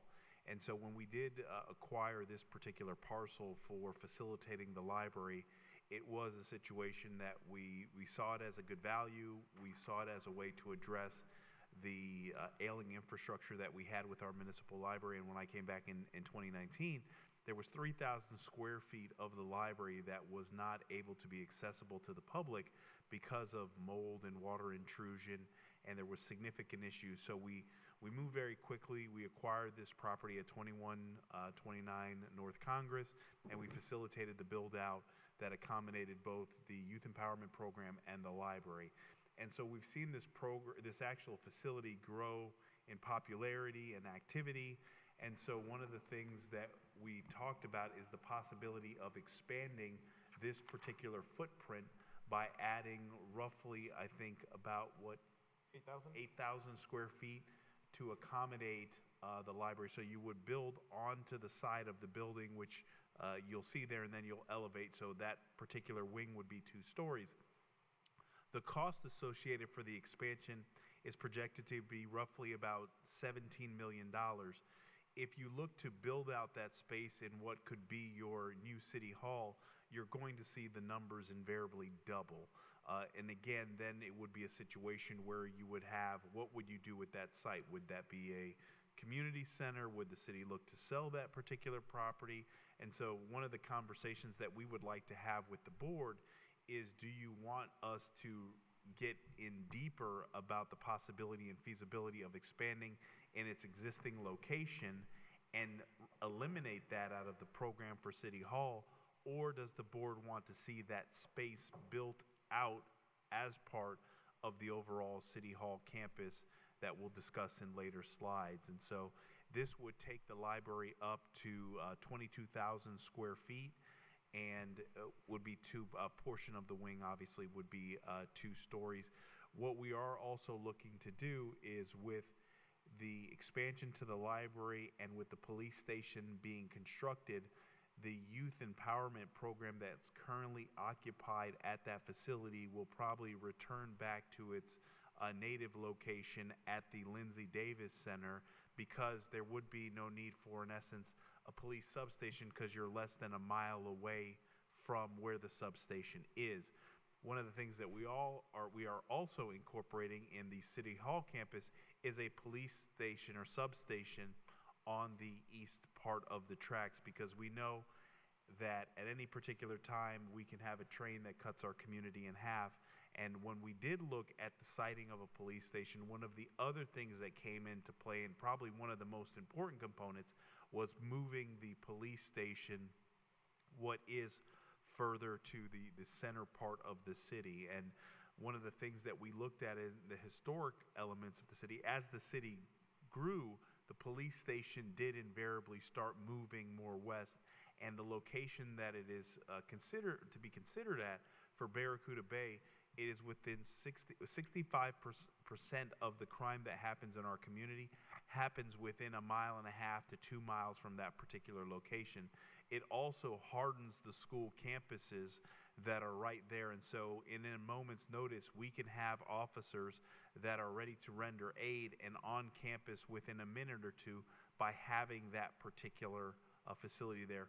Also, with close proximity to Fire Station 88 and the library, it creates for significant public investment in there, and public investment normally is a conducive to private sector investment, so you will see more redevelopment that will happen in that particular area. But one of the things that we would like to get the board's opinion and perspective is, are you interested in staff exploring what could be the expansion at that existing property and eliminating it from consideration at the City Hall campus, or plan for what would be the construction of a floor at the City Hall campus that would accommodate the library. And so staff is here to answer any questions. Mr. Bailey, any additional commentary to those points? Sir, I believe that was not necessarily a conversation for tonight. We were going to have a meeting. This is because of all the slides and all the issues. We wanted to introduce the subject, and I believe we'll be back in October to host, either at the council's direction, a workshop, a point in time to have a real cogent conversation about the future of where the library function would host, unless you wanted to do it now, sir. Madam Chair? Madam Chair? Wait a second, Dr. Spears. Just wanted to get the appetite from the board. If we're far off, then it would save us a lot of time and energy. I don't want to go down a path that the board is not interested in saying, well, we want to see more information, and we can understand the concept, but what's the board's appetite with regards to that? Dr. Spears? City Manager Evans, the old police station site, you're planning on selling that site, correct? Madam Chair, if I may?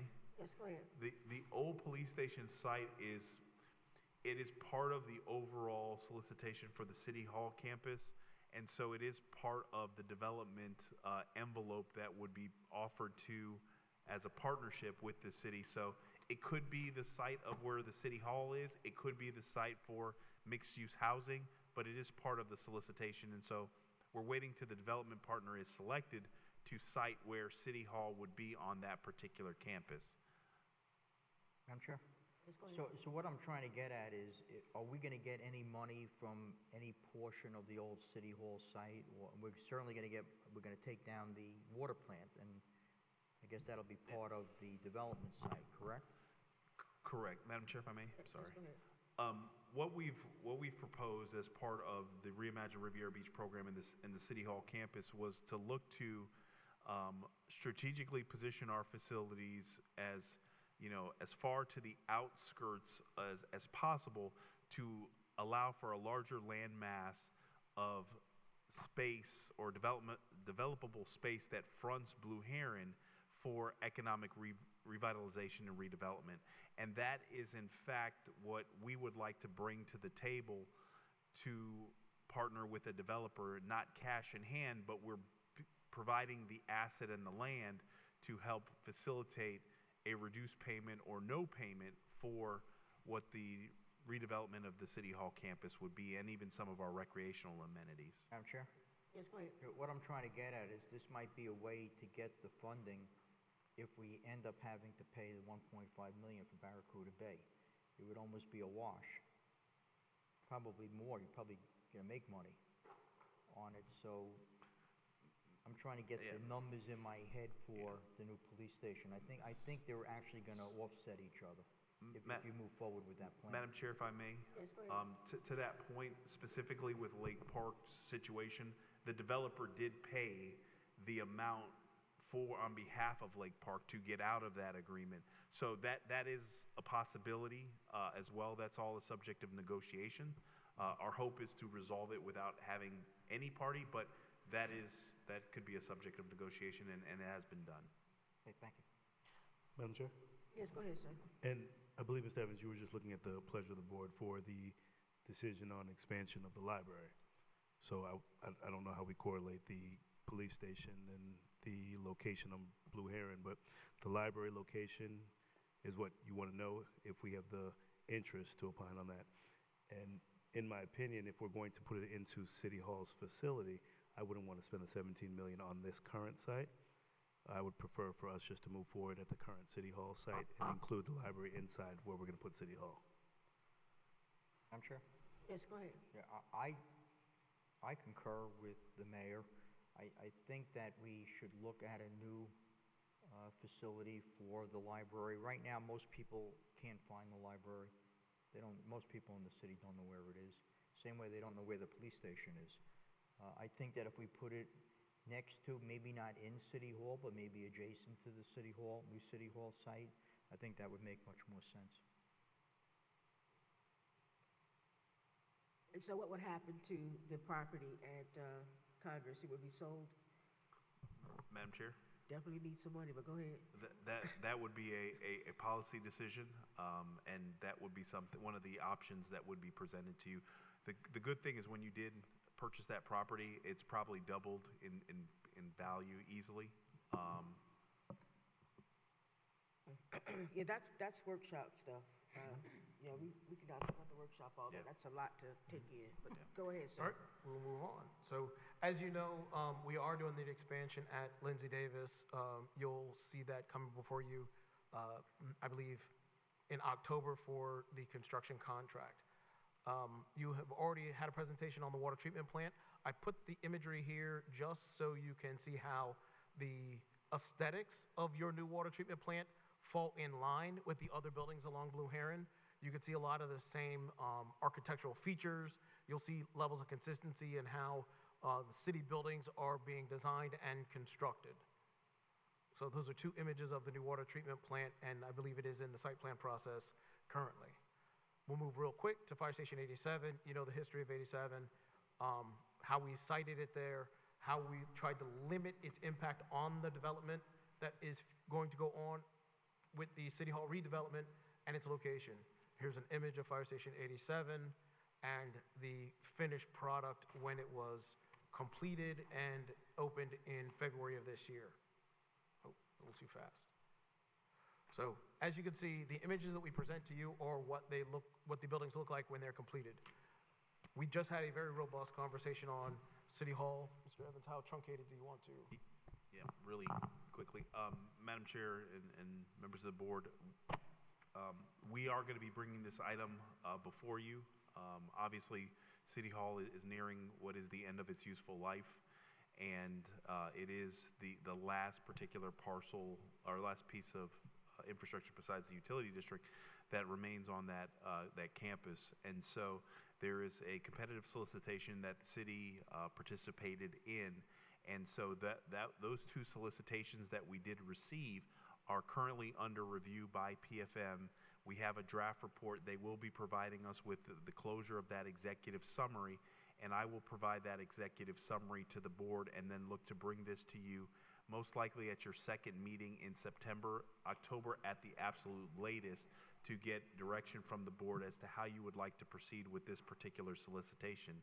And so you will have the analysis. PFM will be here to present on what each of the proposals have, and then we'll get direction from the board should you wish to proceed forward, should you and allow for the development partners to revise their proposals and answer any outstanding questions that we may have and then present to the board, or consideration as it relates to another public solicitation. So that's going to be coming before you at your meeting in September or October, first meeting in October at the latest.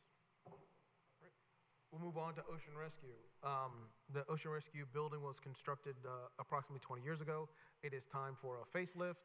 We're in design on this project, and it will go out to bid here shortly, and you'll see that in front of the board for, in essence, a facelift, interior renovation, some exterior facade improvements at the Ocean Rescue building on the island.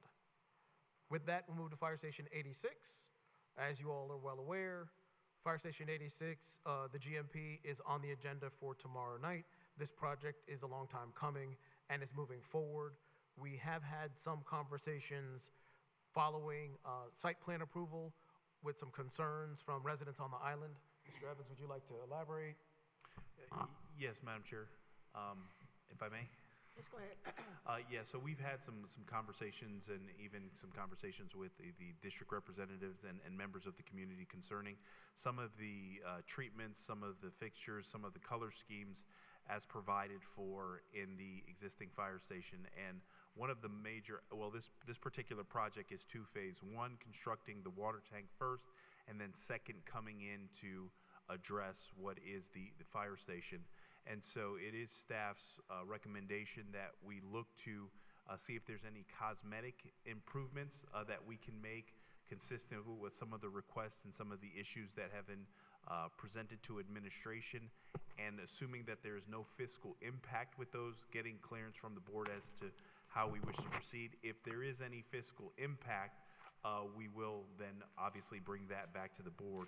This is a design of the original station when we had conversations with the community, and I believe the overall design of the station was widely accepted by the community on the island, especially the colors. And so you will see a deviation of the existing colors to something more Key West, Old Florida, versus some of the reds and some of the more bold colors that you have on the fire station.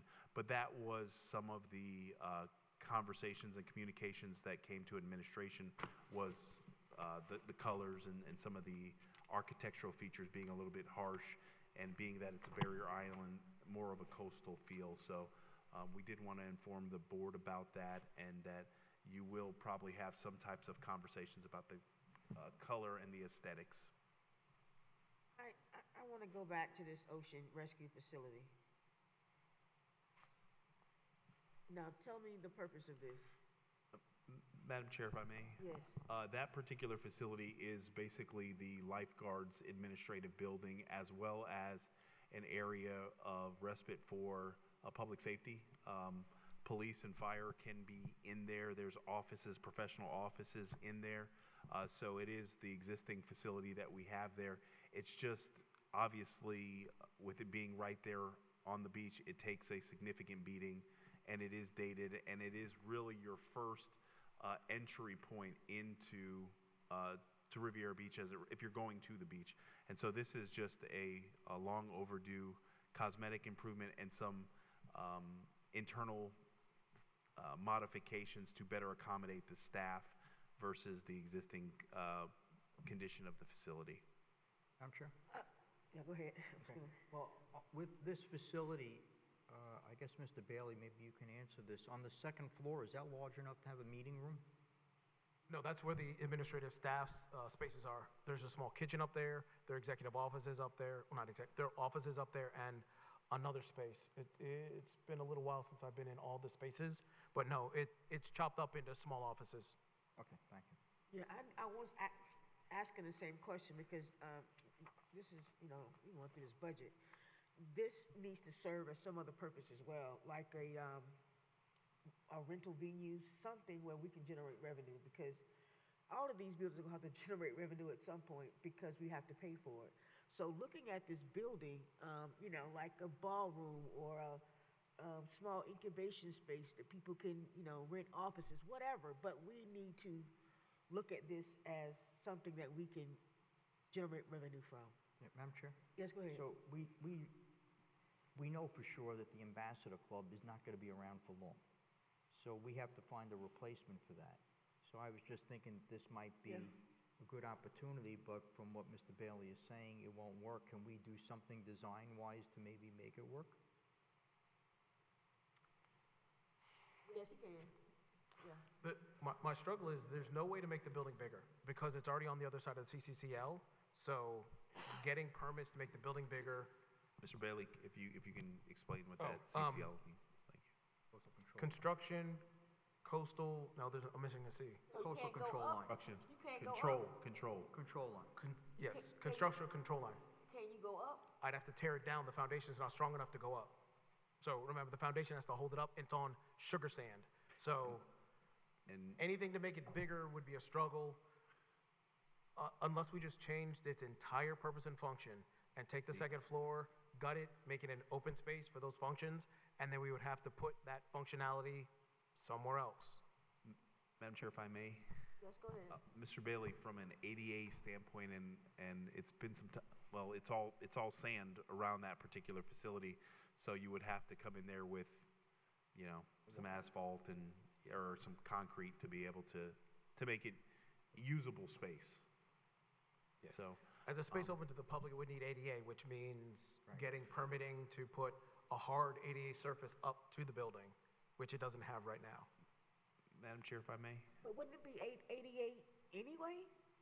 Just because it's a public building? It's not a public building, it's for staff. So the public doesn't have access to that building.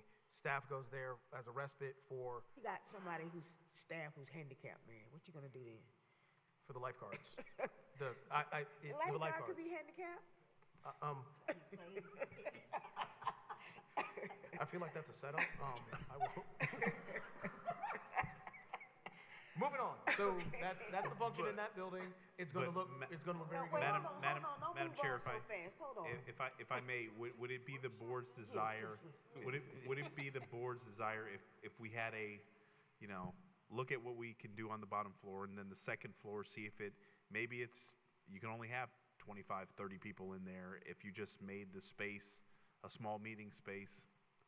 That's on our workshop list. We're gonna put Okay, that on the workshop we list. can look at what that looks Yeah. like, and certainly set up any tours of the space if you want to see it, Yeah, because it is that's a good. small space. That's good. I would like to see it. All right. Again, we addressed Fire Station 86, and that is your building program that's not for the foreseeable future, for the next 50 years. That addresses all the buildings in the city, and we will be in a good position going forward.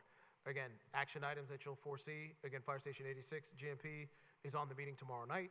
You will see the police headquarters GMP, a presentation from staff on the City Hall solicitation. Lindsay Davis's contract for reconstruction will be in October. We were anticipating having a conversation about the library in November, but you've made that decision, and that will get wrapped up into City Hall again. And now, anything related to ocean rescue, it will be on pause as we reevaluate and have more discussion. So we will move on really quickly to Fire Station 86. As you know, we've moved out of Fire Station 86. Staff is 89. I'm sorry, 89. Staff has been in communication with the Veterans Administration for years. With the change of administrations, they're having some staffing issues and coordination. So I wanted to bring it up that the building is still under contract with the city, but we're in transition, giving it back to the VA once they find staff. Do you know what the VA is gonna do with it? Madam Chair, if I may. Yes, go ahead. From what we've been communicated, and Chief Curd probably has greater specificities as he's been working as the project manager associated with this, of what the Veterans Administration is, but there was recently a change in federal law that requires any facility that is being utilized on VA property that they have to provide front-facing primary service to the VA to be able to occupy that space. And so when we talked about what are we going to do with Fire Station 89, they started having conversations with us that they would prefer that we, in fact, vacate the site. And then Chief Curd can bring you up to speed on what those conversations have been with the VA administration and what they're anticipating to do with that site. Good evening, John Curd, Fire Chief. Just to really sum it up quickly, the Department of Veterans Administration looked at all of their properties across the United States, and they're in the process of building 1 million residences for soldiers coming back with PTSD. And looking at the properties that they had on their ledger, this was one of the few properties that still has vacant land. In addition, there's changes in legislation that no longer allow for a long-term land lease agreement with anybody who's not providing a service, as Mr. Evans said, front-facing for the veterans. Even though we pseudo-support the veterans, it is not a direct support to the veterans. So it'll ultimately be housing for soldiers coming back suffering from PTSD. Okay, good enough. All right, we'll now move away from buildings into the Parks and Rec Master Plan. We're going to discuss, we just had the discussion on Barracuda Bay, Brooks Playground, Dan Calloway, the Aquatic Center, Sadie McRae, Schultz Park, Lone Pine, and the Municipal Beach. I have here with me Director Casey Young of Parks to discuss the general master plan, and we will tag team on the Capitol. Casey? Just talk into it. Good evening. Good evening. Casey Young, Parks and Recreation Director. Good evening, Chair, Council, Mayor. Here, as Mr. Bailey mentioned, I'm here tonight to talk about the capital improvements for the Parks and Recreation Department throughout the city. This slide here gives you an idea of the process for the master plan, the planning process for it. So the city did adopt Parks Master Plan in 2022. So again, the master plan does set up a roadmap for us in order to look at capital improvement projects and just projects in general for the park system throughout the city. Oh, Matt, I forgot to mention before we left, Mr. Bailey, Monroe Heights, it's dangerous. And when I left, The area of the park, or what's the streets are small and the sidewalks are wider, and people are just, they don't park on the sidewalk, they park in the street. And that's a issue that I know some have looked at in the past, but that's something that needs to be revisited, Mr. Evans.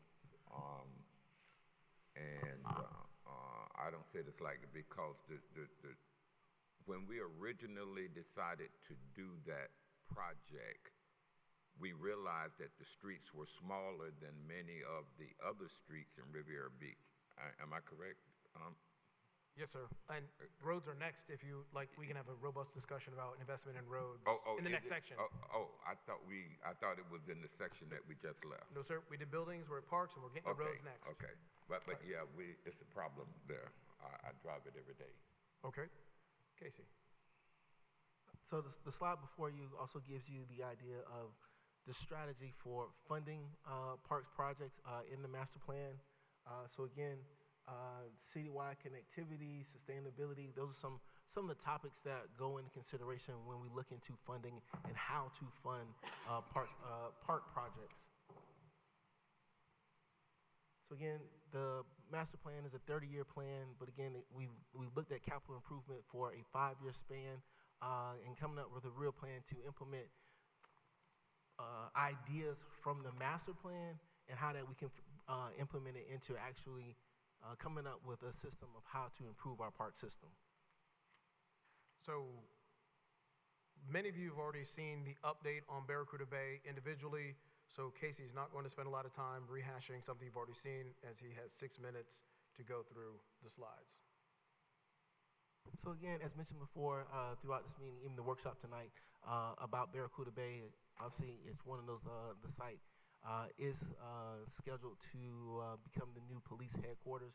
So again, this is just the presentation on some of the ideas that we have or that we're planning to put in place as we transition from Barracuda Bay to the new police headquarters, which includes our Swim on the Go initiative, also our Residents to the Rapids initiative. So again, these are our plans or initiatives that we plan on putting in place in order to continue to provide aquatic services as we make plans to build a new pool, 27, 28 when that comes into, when that construction concludes. Some of the other plans is also to partner with local municipalities that have pools. Again, Palms Gardens is one that has just recently constructed a new facility that would be available to us. And then we looked at surrounding municipalities that are in close proximity to Barracuda Bay that would provide the less challenges for our residents, again, to participate in aquatic services. Again, this mentions the Swim on the Go initiative. Which again, just to bring everybody back up to speed, the Swim on the Go initiative is us partnering with some of the local HOAs who now in the community have community pools. And again, the goal of this program would be to provide swim lessons, life safety lessons while we construct a new pool. Residents to the Rapids is for more of the entertainment factor. Again, Barracuda Bay had slides, had a splash playground. This will be to supplement that until we build a new facility.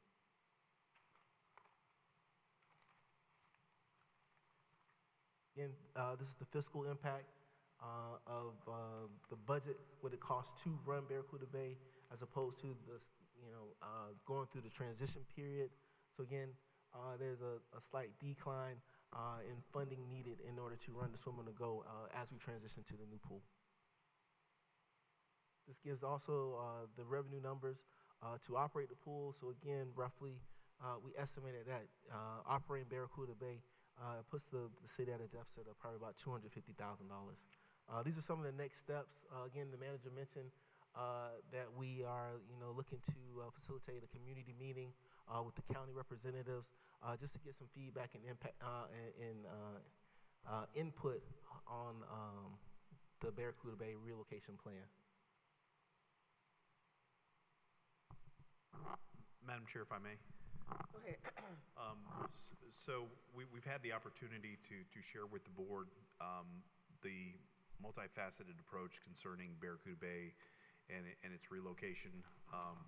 Obviously, the partnerships with the other municipalities, the HOAs, the relationship with the Rapids that we're looking to provide, as well as making sure there is transportation elements that are also provided as part of the plan, that during the holiday period or the break period that we will provide transportation or assistant transportation for young folks that can go unaccompanied to the Rapids. And so I did want to, not leave the point that, we're talking about 65 days a year of services that are provided at the pool. And I think it's important for the community to know we are going to make sure that more services are provided, that there is not a gap in service. And this partnership with the Rapids is a partnership that is contemplated for a 2-year period.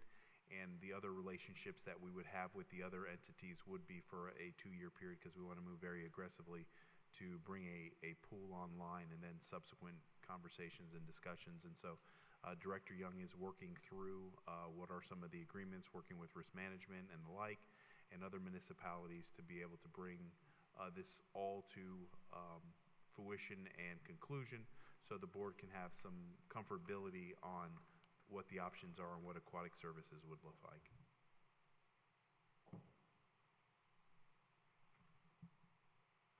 Again, as the manager mentioned, these are some of the final steps. The MOUs with the HOAs, the MOUs with the Rapids to build those relationships. Again, the goal is, one, the priority will be is to continue to make sure that we can provide swim lessons, life safety lessons for the community while we are building a new pool. And then also, continue to start working on the design of the new state-of-the-art facility that we plan on building. Thank you, Casey. That leads us. And Madam Chair, too, we will be inviting the board out to a grand reopening of the splash pad at Callaway. We've redone the splash pad, painted it, putting out some accoutrements. So Director Young has assured me that at the middle part of next month, we will have that splash pad fully refurbished, and we'll invite the community out to go out to that splash pad. And so it's going to be a nice element to the park at Callaway. I have a conversation, sidebar. Chief, Fire Chief, one of your officers, Giannotta, he wanted to have the firefighters to do some work over at Tate Park. It was the resurface. What was it? Madam Chair, if I may? Yeah, go ahead. I believe it was the fire union wanted to assist in painting what is the skating rink.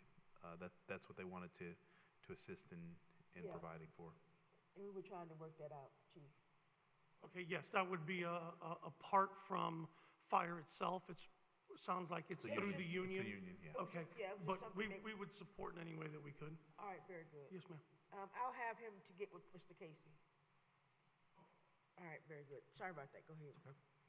All right, so that leads us directly into the reconstruction of Callaway Park. As you know, Parks is moving in a different direction, and Casey, you want to take this one in the progress of Parks and how they're different than when we build them? So again, some of the differences in parks being built now is sustainability, ADA compliance, passive versus active. So again, we're looking to make sure that we incorporate those elements in as we go through and we build our new parks to have that opportunity. Park security is another big element that is included with the construction of new parks. So again, those are certain elements that we're looking for. And again, obviously, the play factor is a big element as well. So again, making sure that we meet the needs of the community as far as our athletics, as far as our culture, as far as our arts and craft, that we touch on all those elements again to make sure that we can allow everyone in the city to be able to, have incentives to come out to the park and participate in for wellness, for health, for relaxation, for socialization. So all of those elements we are looking to incorporate. And again, obviously looking for community feedback, the council feedback, in order to make sure that we build the system that is right for our city. And with that, we put out a public solicitation for a architectural and design team to look at construction plans for reconstruction of Callaway Park. The staff has gone through procurement. We're ready to move forward, and you will see award of that design contract at the September 17th council meeting. That'll give us a design vendor. We will go directly out into having community engagement, charrettes. As you can see, there's a laundry list of facilities at the park, but freshening up that park and seeing what it is that the community wants to be at the park. Then once we have the charrettes, get that design, we'll come back to the board, outline for the board the ask and kind of concepts from the community, and then move directly into a full design and construction at the park. Again, the pool being one of the fundamental elements that'll be at discussion on, as you all know, the pool was at Callaway. It got moved to Barracuda Bay. There's been a conversation about putting it back at Callaway.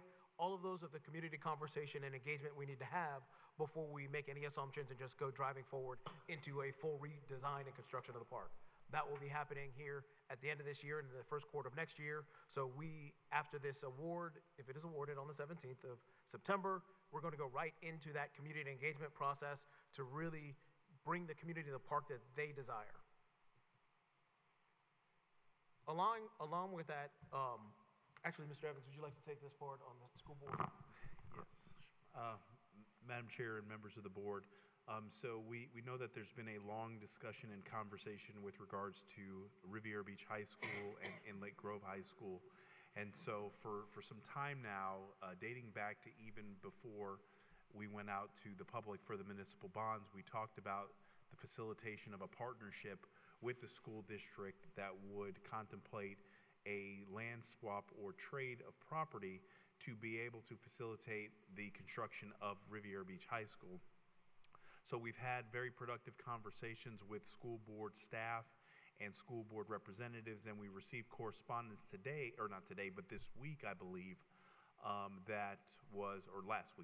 last week, that the school board is in favor of moving forward with the city of Riviera Beach to facilitate a partnership that would look to grant or provide the city approximately 4 acres. That is the Inlet Grove, a part of the Inlet Grove campus. And in return, we would allow for them to utilize what is 4 acres at the Callaway campus to help accommodate what is their athletic amenities. They also talked to us about the possibility of funding. They already committed approximately about $5 million in funding to assist in creating what is a gymnatorium, building what is that gym space to a larger scale gym space that can be utilized for Inlet Grove High School. We are going to still have a sit-down conversation with them to refine some more details to bring that item before you, but we look to have a situation where both at this campus as well as what the Wells campus would be, is that there would be synergy and joint use of athletic facilities, and to ensure that, one, our taxpayers are not paying for recreational spaces twice, but it creates what is more so as a regional campus. And you will see that the Callaway campus becomes one that could have what is the pool, as well as more of an urban trail, more open park feel, and then the ability to incorporate some other elements that are at the FSHA level, which would be high school fields and the like. And so this is what would be a plan that could be activated, and the reestablishment of Avenue P is kind of what the line of demarcation from the property that the school district is requesting of the city to be able to utilize for the Inlet Grove High School. The reason that this came to this point is in order to facilitate what Inlet Grove needs and what Riviera Beach High School needs. Both parties, the city and the school district, had to work together to effectively come to this point. So we're very comfortable with this.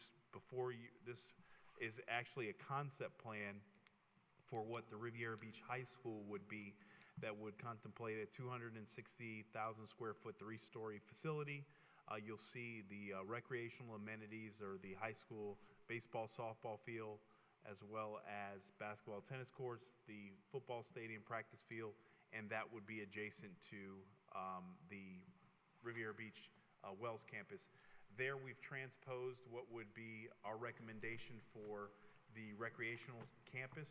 So you'll see there you have a space for a recreational center, a space for structured parking if necessary. Then you have what is your wet play area, your splash pad, basketball courts, tot lot, tennis courts, pickleball courts, and then a multi-purpose field, and then a small maintenance shed area. But that would be our recreational campus and our recreational node that would be referred to as our Wells campus, with the understanding that City Hall could be in the front of what those facilities are, to create for a lot of synergy in that particular area. So that is all going to be coming before you in the coming months for consideration and further discussion. Let me ask about the juxtaposition of the City Hall with this project, with this Parks and Recs. Did that City Hall solicitation include that? Madam Chair, if I may? Yes.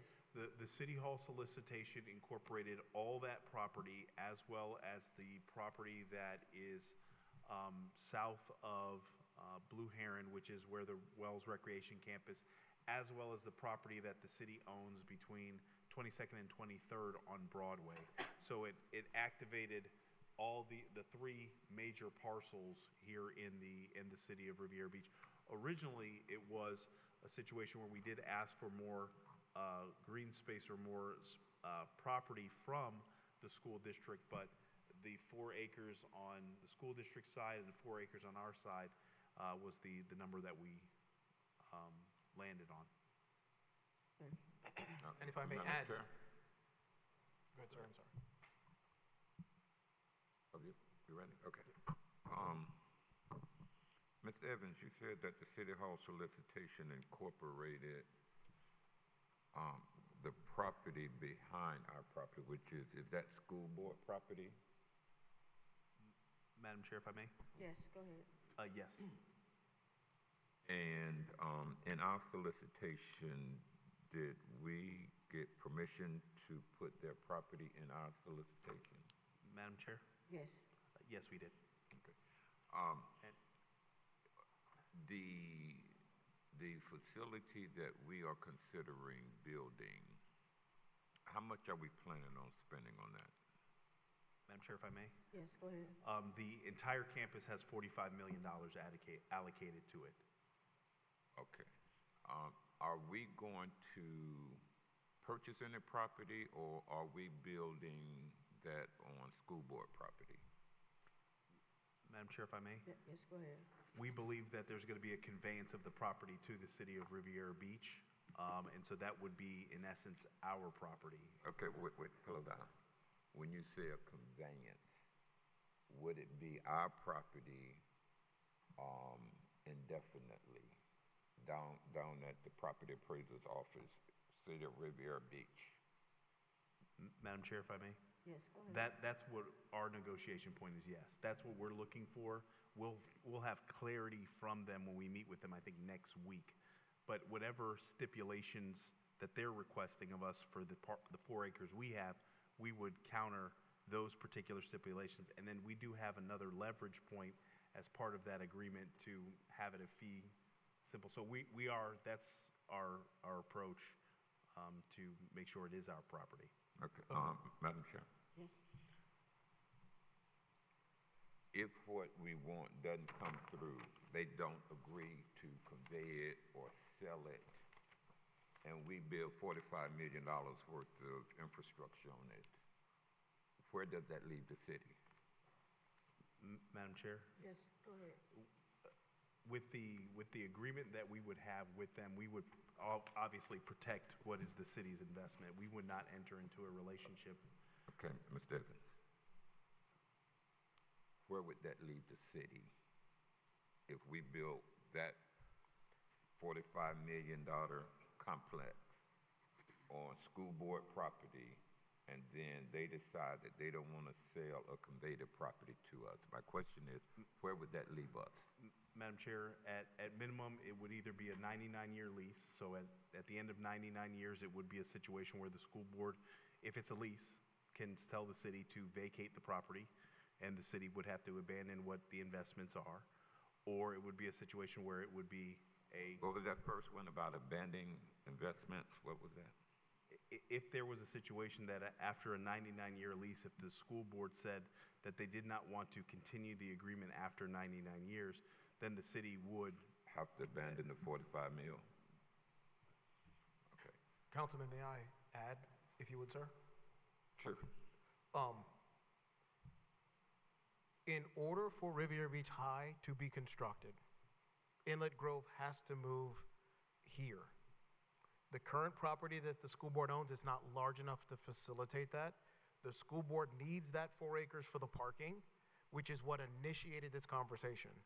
So in the school board's ask for 4 acres so that they could move Inlet Grove here and then build Riviera Beach High, that is where staff said, well, we need 4 acres here, so we do an even swap of land, and they were able to facilitate. These are the school board's drawings.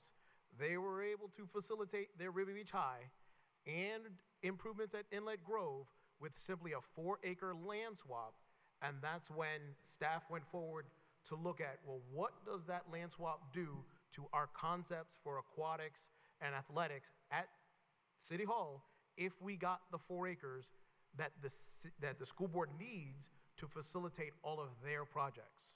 Hey, So, Mr. Bell, okay. yes, sir, I want to bring that context. Yeah, bring it up. We're going to have to move it forward, and not to stop you in the middle of your explanation, but I think we get the message. My last question, you talked about land swaps.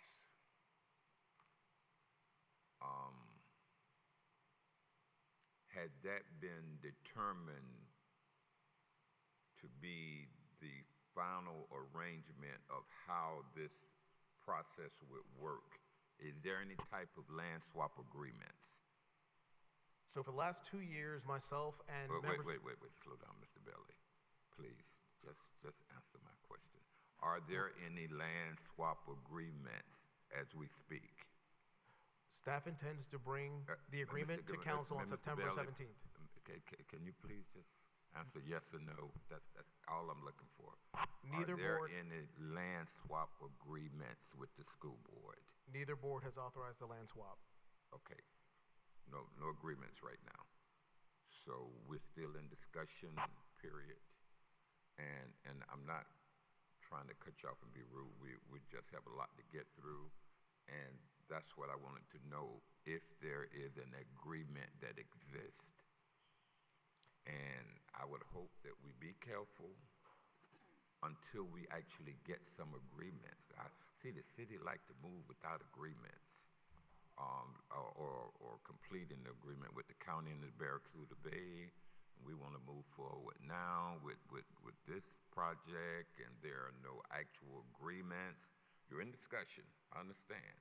Looks promising, but I would hope that we don't commit anything until we actually have some agreements in place. That's all I'm saying. Yes, sir. Madam Chair? Yes, go ahead. And I think that's the purpose of this. So if I'm understanding, and I've had a few conversations with staff, the pleasure of the board, if negotiations, discussions are happening, would the board entertain going into a 99-year lease to build bonded money for Parks Recs facilities? Or would we only require or demand a land swap and partner with the school district on swapping land? Because that needs to be very clearly articulated to staff. So when they go into our negotiations, the pleasure of the board is clear. So when they come back before us, they're not presenting this 99-year lease option. So as a board, I want to make sure that we've given staff clear direction that we will only accept whatever the pleasure of the board is. I would be in agreement that it's difficult to build and use taxpayers' dollars and bonded money on leased land. The school district, as Mr. Bailey stated, does need some land and facilities, and also they need some abatements in regards to building the Riviera Beach High School and Inlet Grove. So the partnership and the relationship can be one where we actually work to benefit both entities. My understanding is the school district does not like to convey or transfer land. We have to be adamant and strong that this is the direction we're giving to the board, if this is the pleasure of the board, to move forward with just a land swap where we completely own it versus a leased agreement. Because if that's something that the staff goes to and begins negotiation and comes back before the board, that will waste more and more time and months of us going through negotiations that were frivolous. So I want us to be on the same page to give them clear direction with this during our budget talk so that we don't waste another couple months. Madam Chair? Yes, go ahead. I would not support a lease option with us putting $45 million on their property. Madam Chair? Yes, go ahead. Mr. Evans, do we have a Plan B? I mean, does the City Hall site, the existing City Hall site, large enough to do this if we're not able to work out an agreement with the school district? Madam Chair, if I may? Yes, go ahead. You could facilitate that same development. It would cannibalize most of the site that you have available, or you would build it where the existing Wells campus is, but we can do it. Madam Chair? Yes, go ahead. I also remind staff that we have 2 members on the school board, not one, and that we should be working with both school board members. All right, very good. All right. So again, these are the resolutions you'll see coming forward as it relates to aquatics here in the near future at the council meetings. And then we'll move to our next few parks, Brooks Playground and Sadie McRae Park. For those not familiar, Brooks Playground is at 5th and G, just west of Obama, and Sadie McRae Park is at 5th and H, a little bit west of there. The concept at the playground is an access path and some recreational amenities.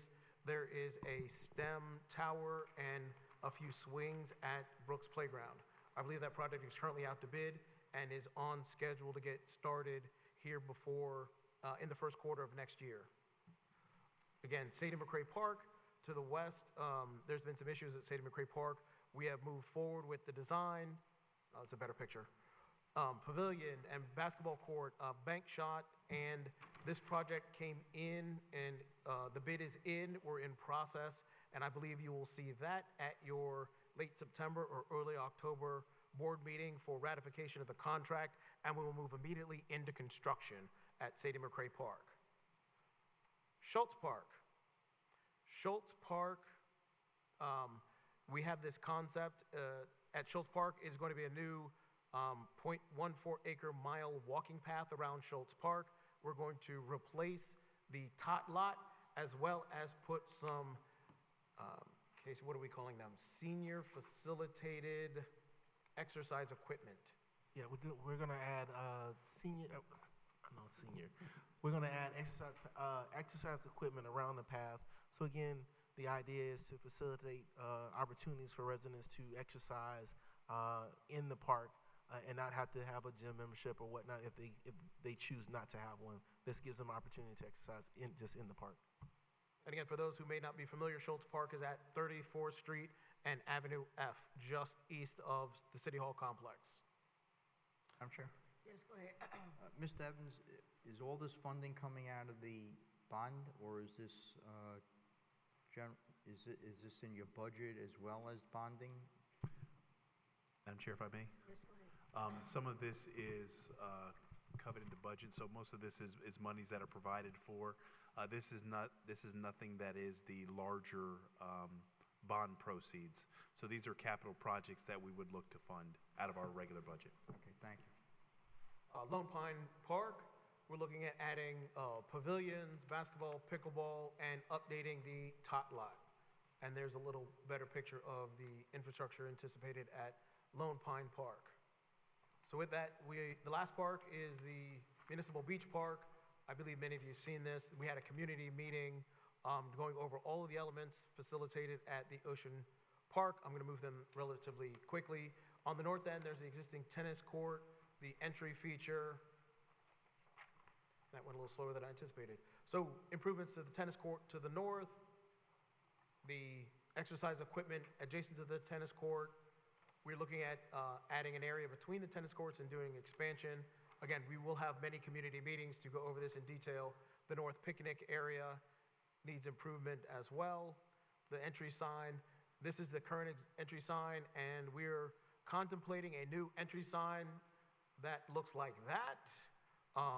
I'll stop here for a second because I believe this is the first time many have seen this concept. Mr. Evans, would you like to add? Madam Chair? Yes, go ahead. Obviously that sign would be set back slightly, but that sign is a digital sign.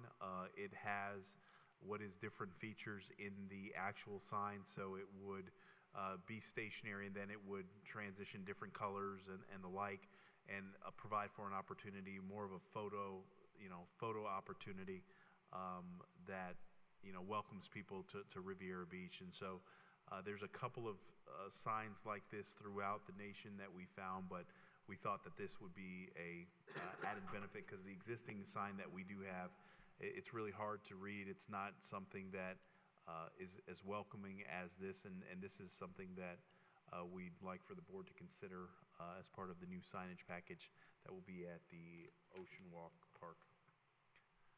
All right. In the south end, there are some improvements to the picnic area and an additional tot lot, some pickleball on the south end, and those are the general improvements at the park. So lastly... Madam Chair, if I may. Yes, go ahead. One of the things that I know we're having conversations about, naming of facilities and the like, and just something to consider. That park is Municipal Beach Park. That's it. It doesn't have any, reference to the ocean or, so just something that, the board may want to consider actually naming that park something, because you have Ocean Reef and you have some other So just something to consider that, Municipal Beach Park, it doesn't tell you what municipal, entity it is, and so just something to consider in subsequent discussions. Madam Chair? Go ahead. Mr. Bailey, weren't we also looking at a boardwalk? Yes. Yes, a boardwalk has been discussed as an amenity at the park. All right, and lastly, I believe you've been presented this before. We've had a couple resolutions. The DOT, when they acquired and expanded Martin Luther King Boulevard, got a number of properties in that northwest corner of the intersection of Obama and Martin Luther King. There was some vacant land that was left unattended. The DOT is in the process of transferring those lots to the city. There's a concept for an amenity that sort of represents and honors one of the few intersections in this United States where Martin Luther King Boulevard and President Barack Obama Highway intersect. There'll be parking, there'll be landscaping, and then there'll be an art sculpture installation. As you can see, this concept is extremely rough. This project is pretty nascent, but we did want to bring it up as it will need funding as we move forward with advancing this project through the process and getting some concepts and ideas. There is one parcel that we are working on getting into the city's hands, as well as waiting on the DOT for the last elements of the property transfer, and then this project can advance quickly through the normal sort of design process. Here are the projects sort of listed out. Items that will come before the board. Again, October you'll see Brooks Playground. September, you will see Dan Calloway to get the design going. September 17th, we're going to have a more detailed conversation about City Hall and that solicitation. Sadie McRae will come before you in October, Schultz in November, and again, Ocean Park, there's going to be some community conversations, and then we'll advance toward a design in November. And with that, that wraps up the parks. We're going to move immediately. Madam Chair, Go ahead. the current well site, did you all have an opportunity to brainstorm a few ideas of what we can do with that in the meantime? Madam Chair, if I may. Yes, go ahead. After our conversation as part of the agenda review, I kept the team together, so they're going to go out there and do some cosmetic improvements and some renovations. We also did talk about previously, a playground feature that can be reinstalled at that particular location. So we are going to make some improvement at the well site in the interim to be able to address some of the concerns that you expressed on our call. Okay, thank you. Madam Chair, I just wanted the council to know that at one point we were involved in a grant application process, and at that time, one of the requirements of the grant was that we supply a deed for the park that we were applying for the grant. And it was discovered that nowhere in the city do we have any deeds to any of our parks. And so the legal department took it as a project, and we now have the deed to every park in the city as a public record. Thank you. Well, thank you. All right. I'm going to pick up the pace as time is drawing near. The rebranding project, again, we started with that welcome sign that you've already seen. There are all of these locations where there's either an entry sign, a welcome sign, a community sign, or what will be a park sign. Here are some of the signs throughout the city. Here's the concept of what the new sign would look like. Again, here are some concepts at different locations throughout the city. Go ahead. Yes. No. I did want to ruminate on the consternation on the fish. It is at much conversation. So yes, there's going to be more fish throughout the city at all the signs. Here's the concept of the community sign. There are currently 32 community signs in each of the communities, and this is what the new sign could look like. This concept will also be, again, this is at Sadie McRae Park. This concept of the fish will be at the parks and be going throughout the city. I'm going to move fast. There's a new sign contemplated at Congress in front of the library. It is a digital sign. It will be relatively similar to what you have at City Hall, so we'll be able to do messaging on Congress for upcoming events, things like that. There'll be a couple more of these digital signs throughout the city in appropriate locations as we move forward. So kind of going fast. What you'll see is we're going to go out to bid. Hopefully in November, we'll get a... Go back one. Oops. To the libraries. Yes. What's the emergency community center? Emerging. Oh, Emerging. I say emergency. Oh, no. I can read that. Hey, okay, so I told sorry. you about that typo. This is what happens when you have architects move too fast and don't read carefully. But I would like to say, as fast as I was moving that slide, you out of 30 people are the only one who saw that G, because we have been going over this for days. I work at a school. I saw it. What I do? The other people who have degrees and anyway, moving on. So you. Emerging, like maybe emergency. There's emergencies over there occasionally. I mean, education is an emergency, and every now and again. Rebranding, you'll see it come in November once we get the concept, and we'll be moving forward with getting into construction in the second quarter of this year, implementing new rebranding process. I'm moving fast with the roads. As you all know, we have spent the last 4 years on a road program doing analytics, moving from a worst first model to moving to a worst first model. We looked at the water, the sewer, the drainage with all of the utilities. This is doing a what type model? a worst first model. Oh, I see. Worst first. So we looked at water, sewer, drainage, asphalt condition, lighting, sidewalk, curb, gutter, and we used a number system to analyze all of those different elements for all 80 miles of the city. We came up with a scoring matrix, and again, 0 to 250 is red, that's a bad road, and you can see the colors. But you knew this intrinsically because you live in the city. You know that Park Manor North and South hasn't had investment in 30 years. So most of our roads that are red are in Park Manor North and South. You know that we've been starting for the last 20 years a CBDG over on Avenue S at 37th and worked our way south. You would expect the roads to be green over there. And just intrinsically, you know your roads, and this, after we ground truth it, matched analytically what we knew empirically. So what we have done is we've gone through each of the districts, and we've looked at the worst roads in the district. Here's District 1. We're looking at $26 million potentially when funded for these projects. That would be over by West Riviera, and then Avenue R in that $26 million. We've also allocated or discussed with finance. Washington, I'm sorry. Yes. Okay.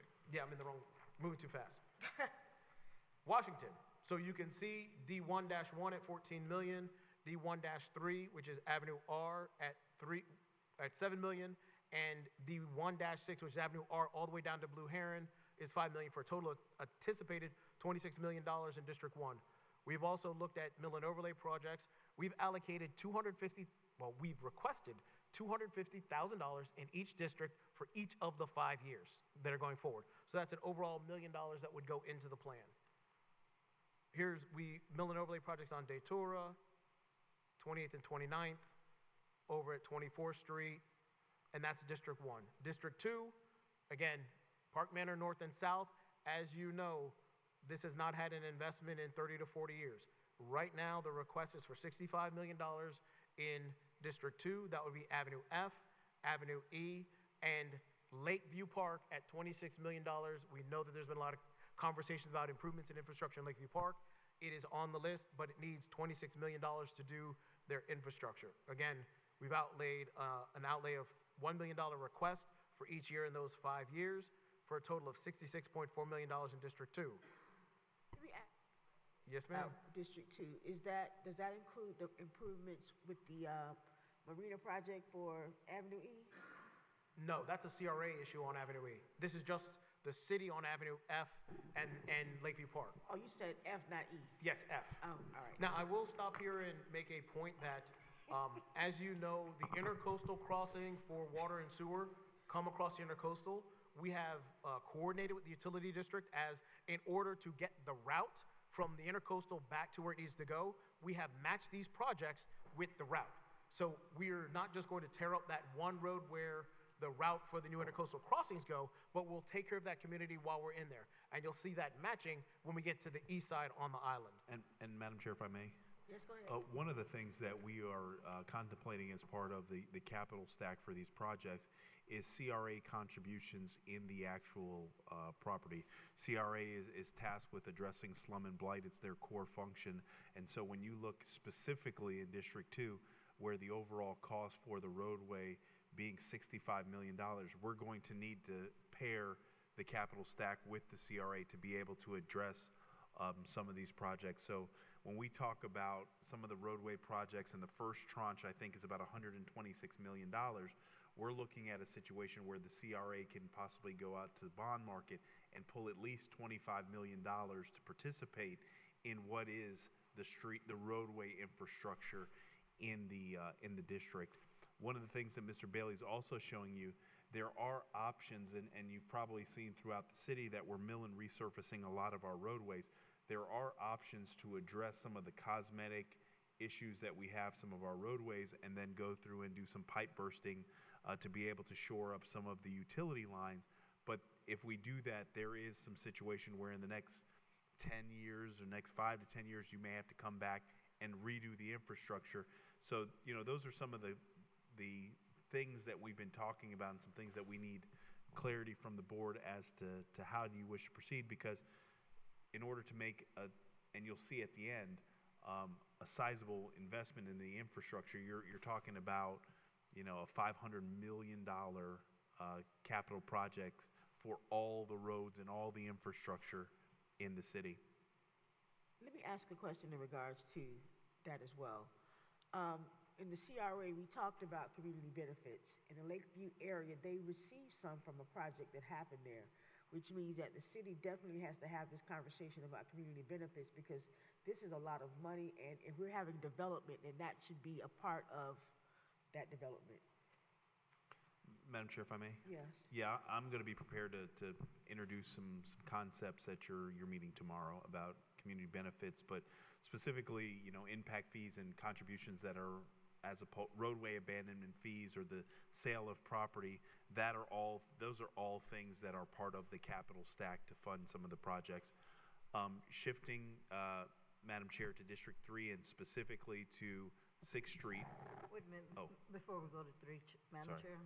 Yes, go ahead. The Avenue E, I know at one point, which I know the utility district has a whole number of things to deal with, but at one point we were talking about the utility district, CRA, and the city kind of teaming up together in order to improve the roadway. That's not possible anymore? Madam Chair, if I may? Yes, go ahead. That is possible. That's part of the discussion, the greater discussion, and we talk about a workshop. When we talk about the possibility of going out for $125 million, that's one thing that we would look to do between the utility district, the CRA, and the city to address Avenue E, because that stretch of roadway, I think in itself, is probably $15 million. Avenue E is D2-4 at $32 million. Third. It's Avenue E and the cross streets, Yeah. right? Because all the cross streets between E and Broadway have to get done at the same time for the water connection and drainage. So And Avenue E is 32. And I think, correct me if I'm wrong, District 2, we were talking about that out of that $125 million, that $65 million would be in District 2. So it would be the largest district to see the investments in infrastructure, and part of the capital stack would be the water, sewer, and CRA as part of that. All right. Moving to District 3, we have Well, project. if you can go back, you skipped on one really quick. We did get the number for milling and resurfacing in Lakeview Park. And so this is if we were to just go out there and mill and resurface all the roadway in Lakeview Park, that would be what the estimated cost is. We did have conversations with the neighborhood. One of the things that they said is, well, can you mill and resurface the roadways that you don't have to tear up as it relates to infrastructure?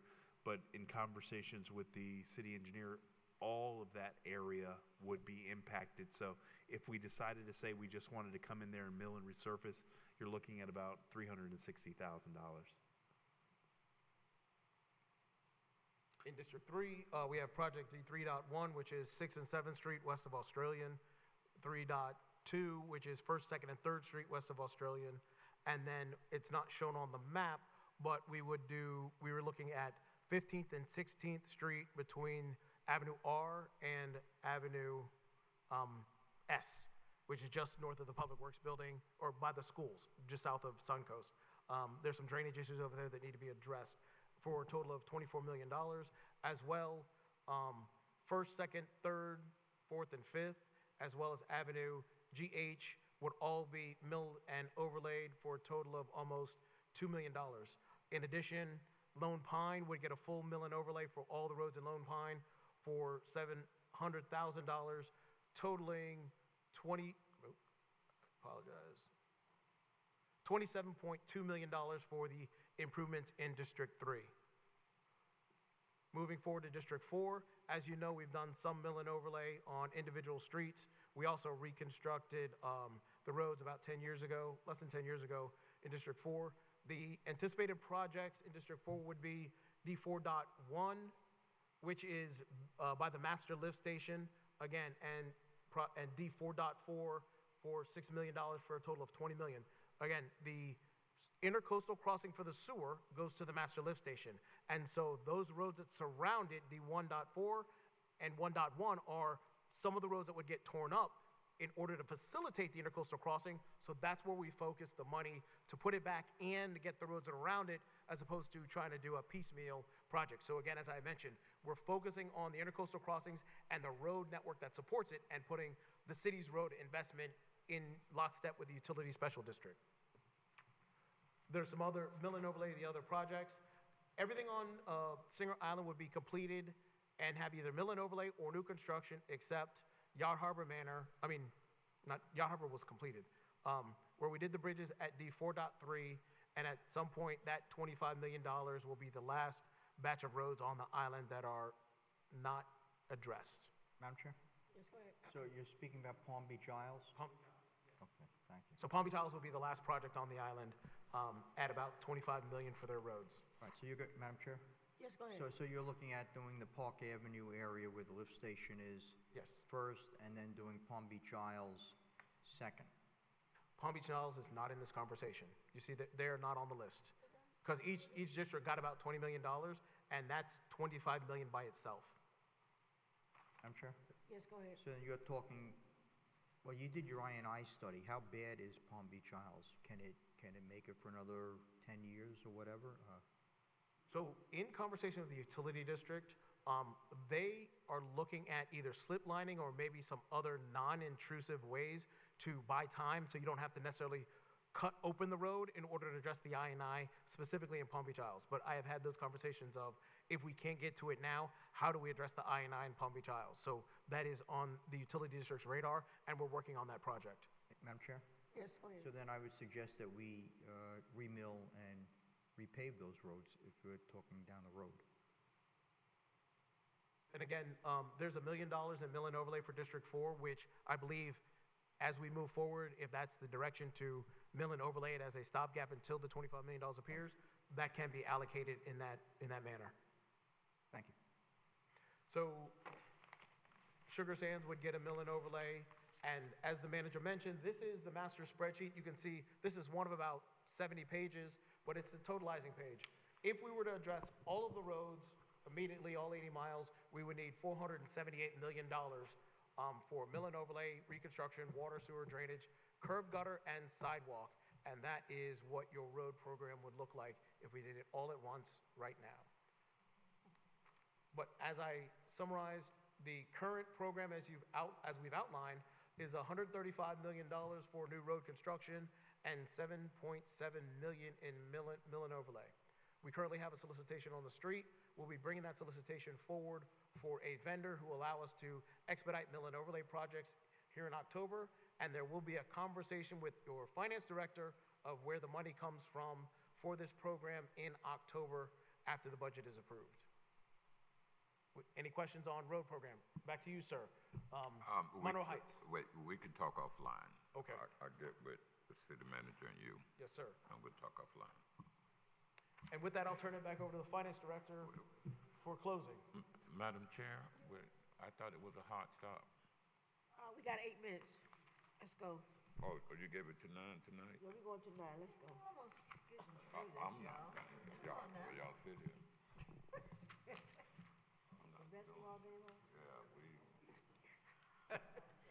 Y'all keep on now. All right, real quick, I'm not doing real quick.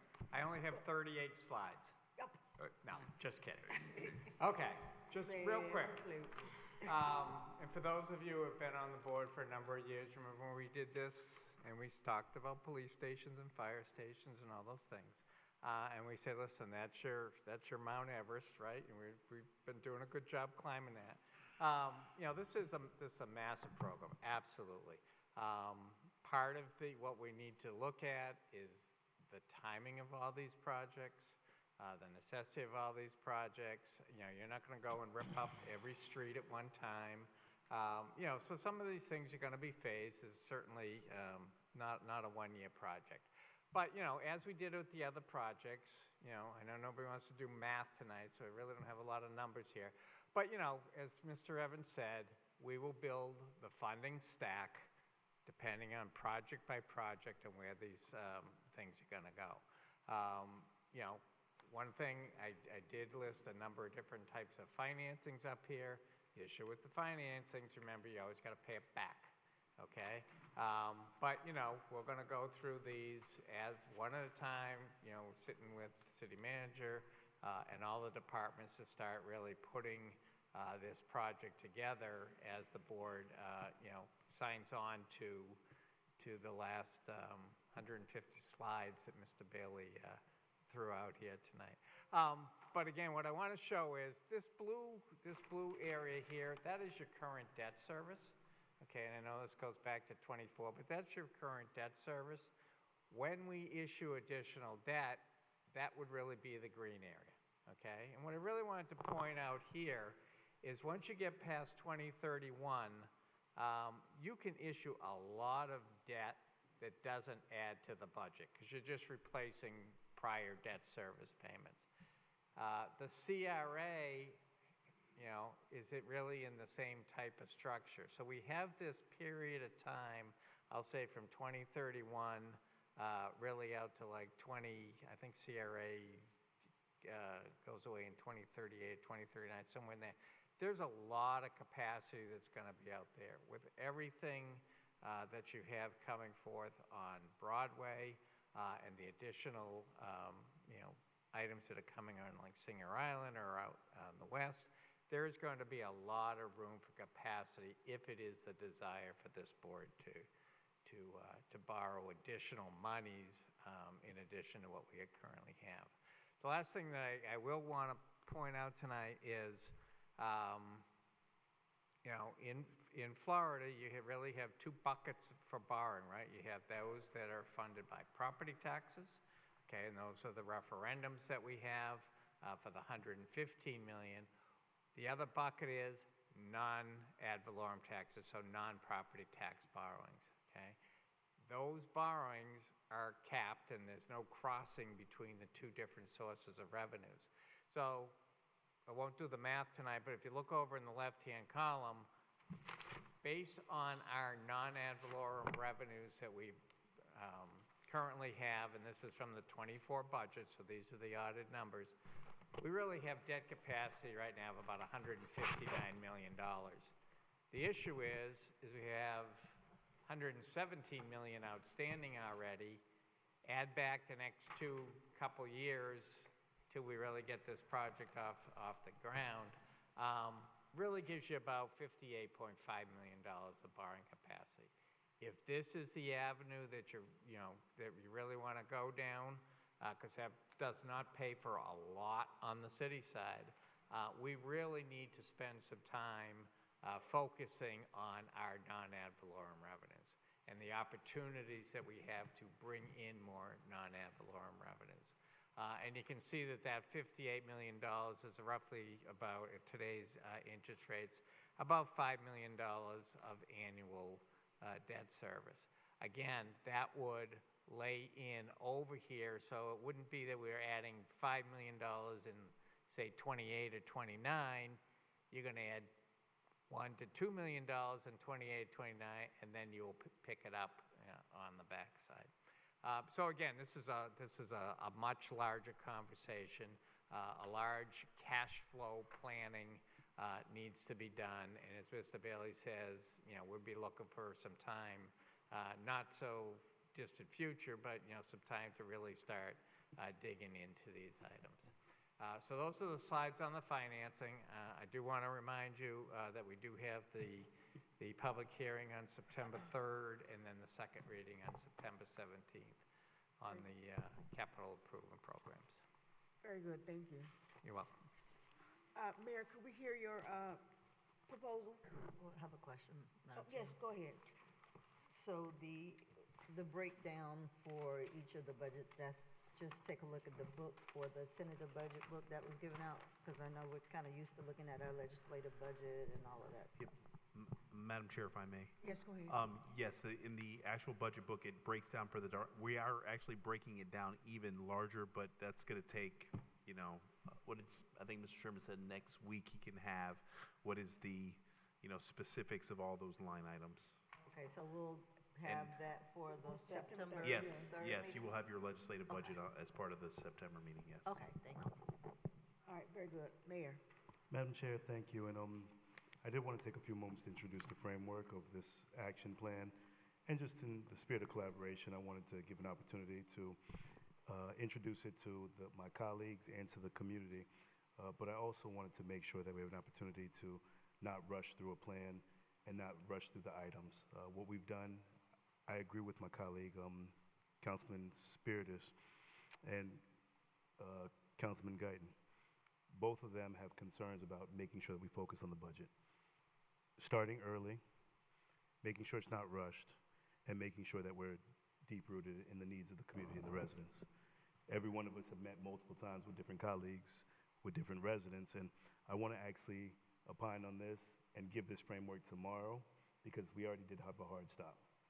So if it's okay to add to the agenda for tomorrow's meeting, to take the time, really it's going to be a 7 to 10 minute collaboration of discussion, insights, and conversation with my colleagues. But really I want to set a one-on-one meeting with each one of you to discuss what this actually looks like, what's our direction, what's our plan, and what's the insight that I'm hearing from the residents. And also to add on to this action plan with your insight so that we can give staff additional direction.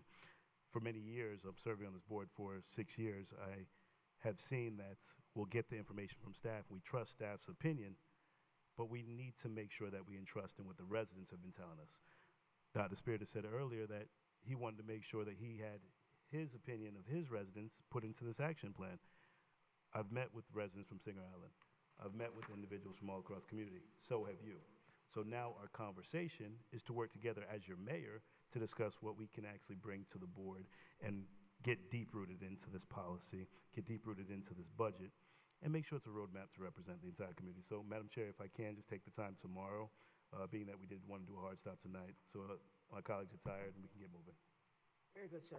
Thank you. Madam Chair? Yes, go ahead. So what, do we have a hard stop for tomorrow? Say again? A hard stop For for tomorrow? tomorrow? Yeah, I have a hard stop at Yeah. every meeting.